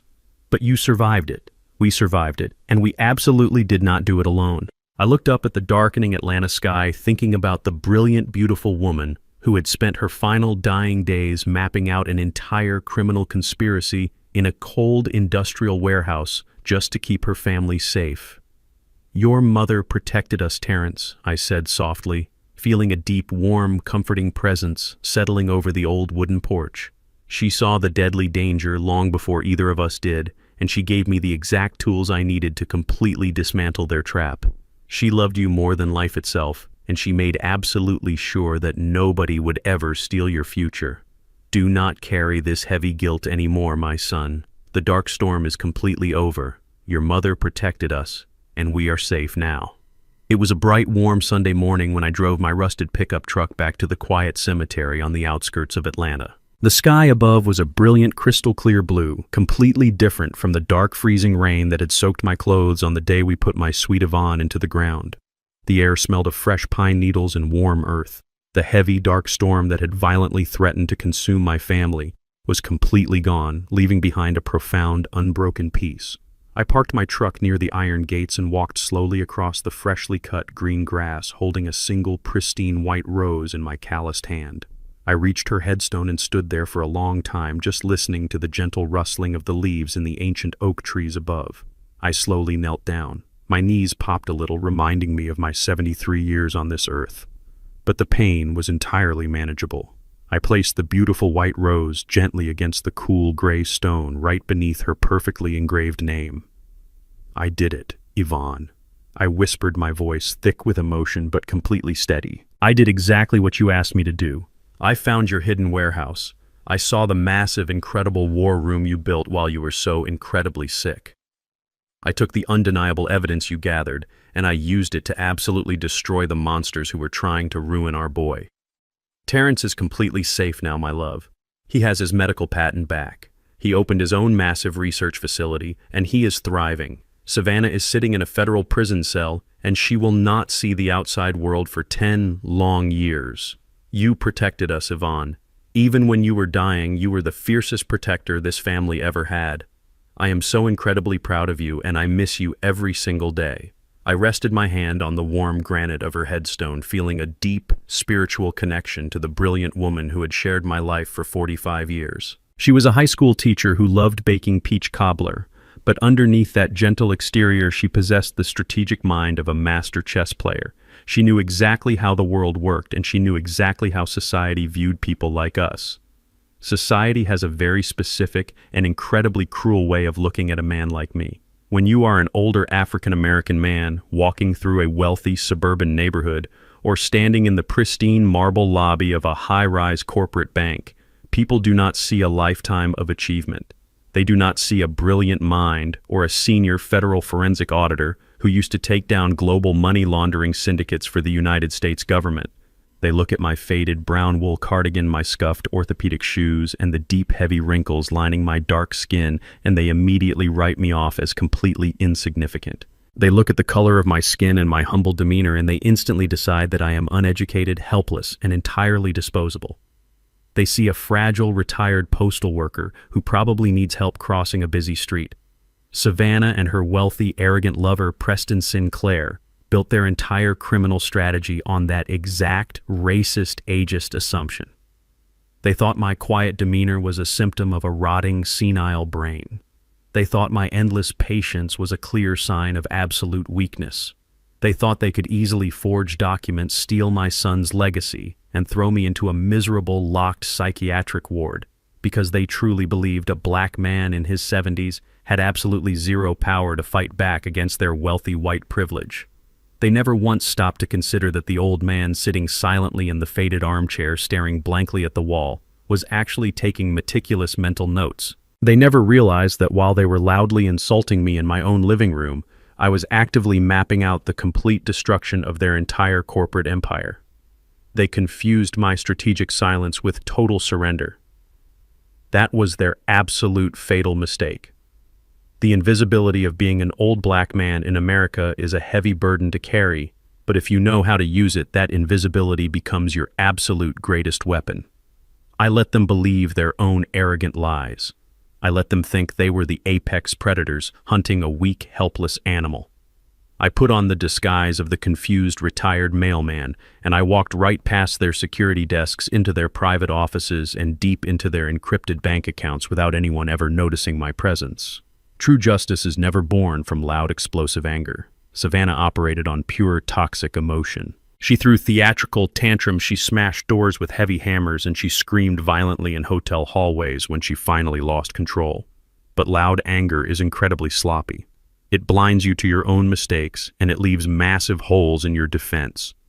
I learned decades ago in the high-stakes halls of the federal government that the absolute greatest revenge is a meticulously prepared truth. You do not need to yell or scream when you have the undeniable facts resting quietly in your inner pocket. You do not need to throw a physical punch when you can completely freeze a billionaire's bank account with a single phone call. You simply let the arrogant predators build their own elaborate traps, you let them step inside, and then you quietly lock the heavy steel door right behind them. I stood up from the grave, brushing the loose blades of green grass from the knees of my trousers. I looked down at the white rose resting peacefully against the gray stone. The bloodhound had successfully completed his final hunt. The federal executioner was officially retired and safely buried deep underground. I was just Warren again. A proud father, a devoted widower, and a man who simply wanted to spend his remaining years tending to his garden and watching his brilliant son change the world. I turned away from the headstone and walked slowly back across the quiet cemetery toward my rusted old pickup truck. I opened the heavy metal door, climbed into the driver's seat, and started the engine. The old motor rumbled to life, a steady, comforting sound. I drove out of the iron gates and headed back toward my quiet home on the south side of Atlanta. I rolled down the window, letting the warm Georgia breeze wash over my face. For the first time in 2 long years, I had absolutely nothing to hide and absolutely nothing to fight. The profound, unbreakable peace had finally returned, and it belonged entirely to me. True power does not scream for attention. It waits in the absolute silence of observation. When you judge a person by the wrinkles on their face, the color of their skin, or the simplicity of their clothes, you risk underestimating the brilliant mind hidden beneath. My daughter-in-law mistook my quiet demeanor for senility and my patience for weakness. She let arrogance blind her, forgetting that the most lethal chess players never reveal their moves until checkmate is inevitable. Character is not measured by the luxury you wear, but by the integrity you uphold. In the end, those who build their empires on deceit will inevitably be crushed by the heavy, silent weight of the truth. Never mistake an old man's silence for surrender. If you enjoyed this story, please hit the like button and subscribe to the channel for more powerful life lessons. Share your thoughts in the comments below. Have you ever had to teach an arrogant person a harsh lesson about respect? Thank you for listening, and always remember, true strength whispers, it never shouts.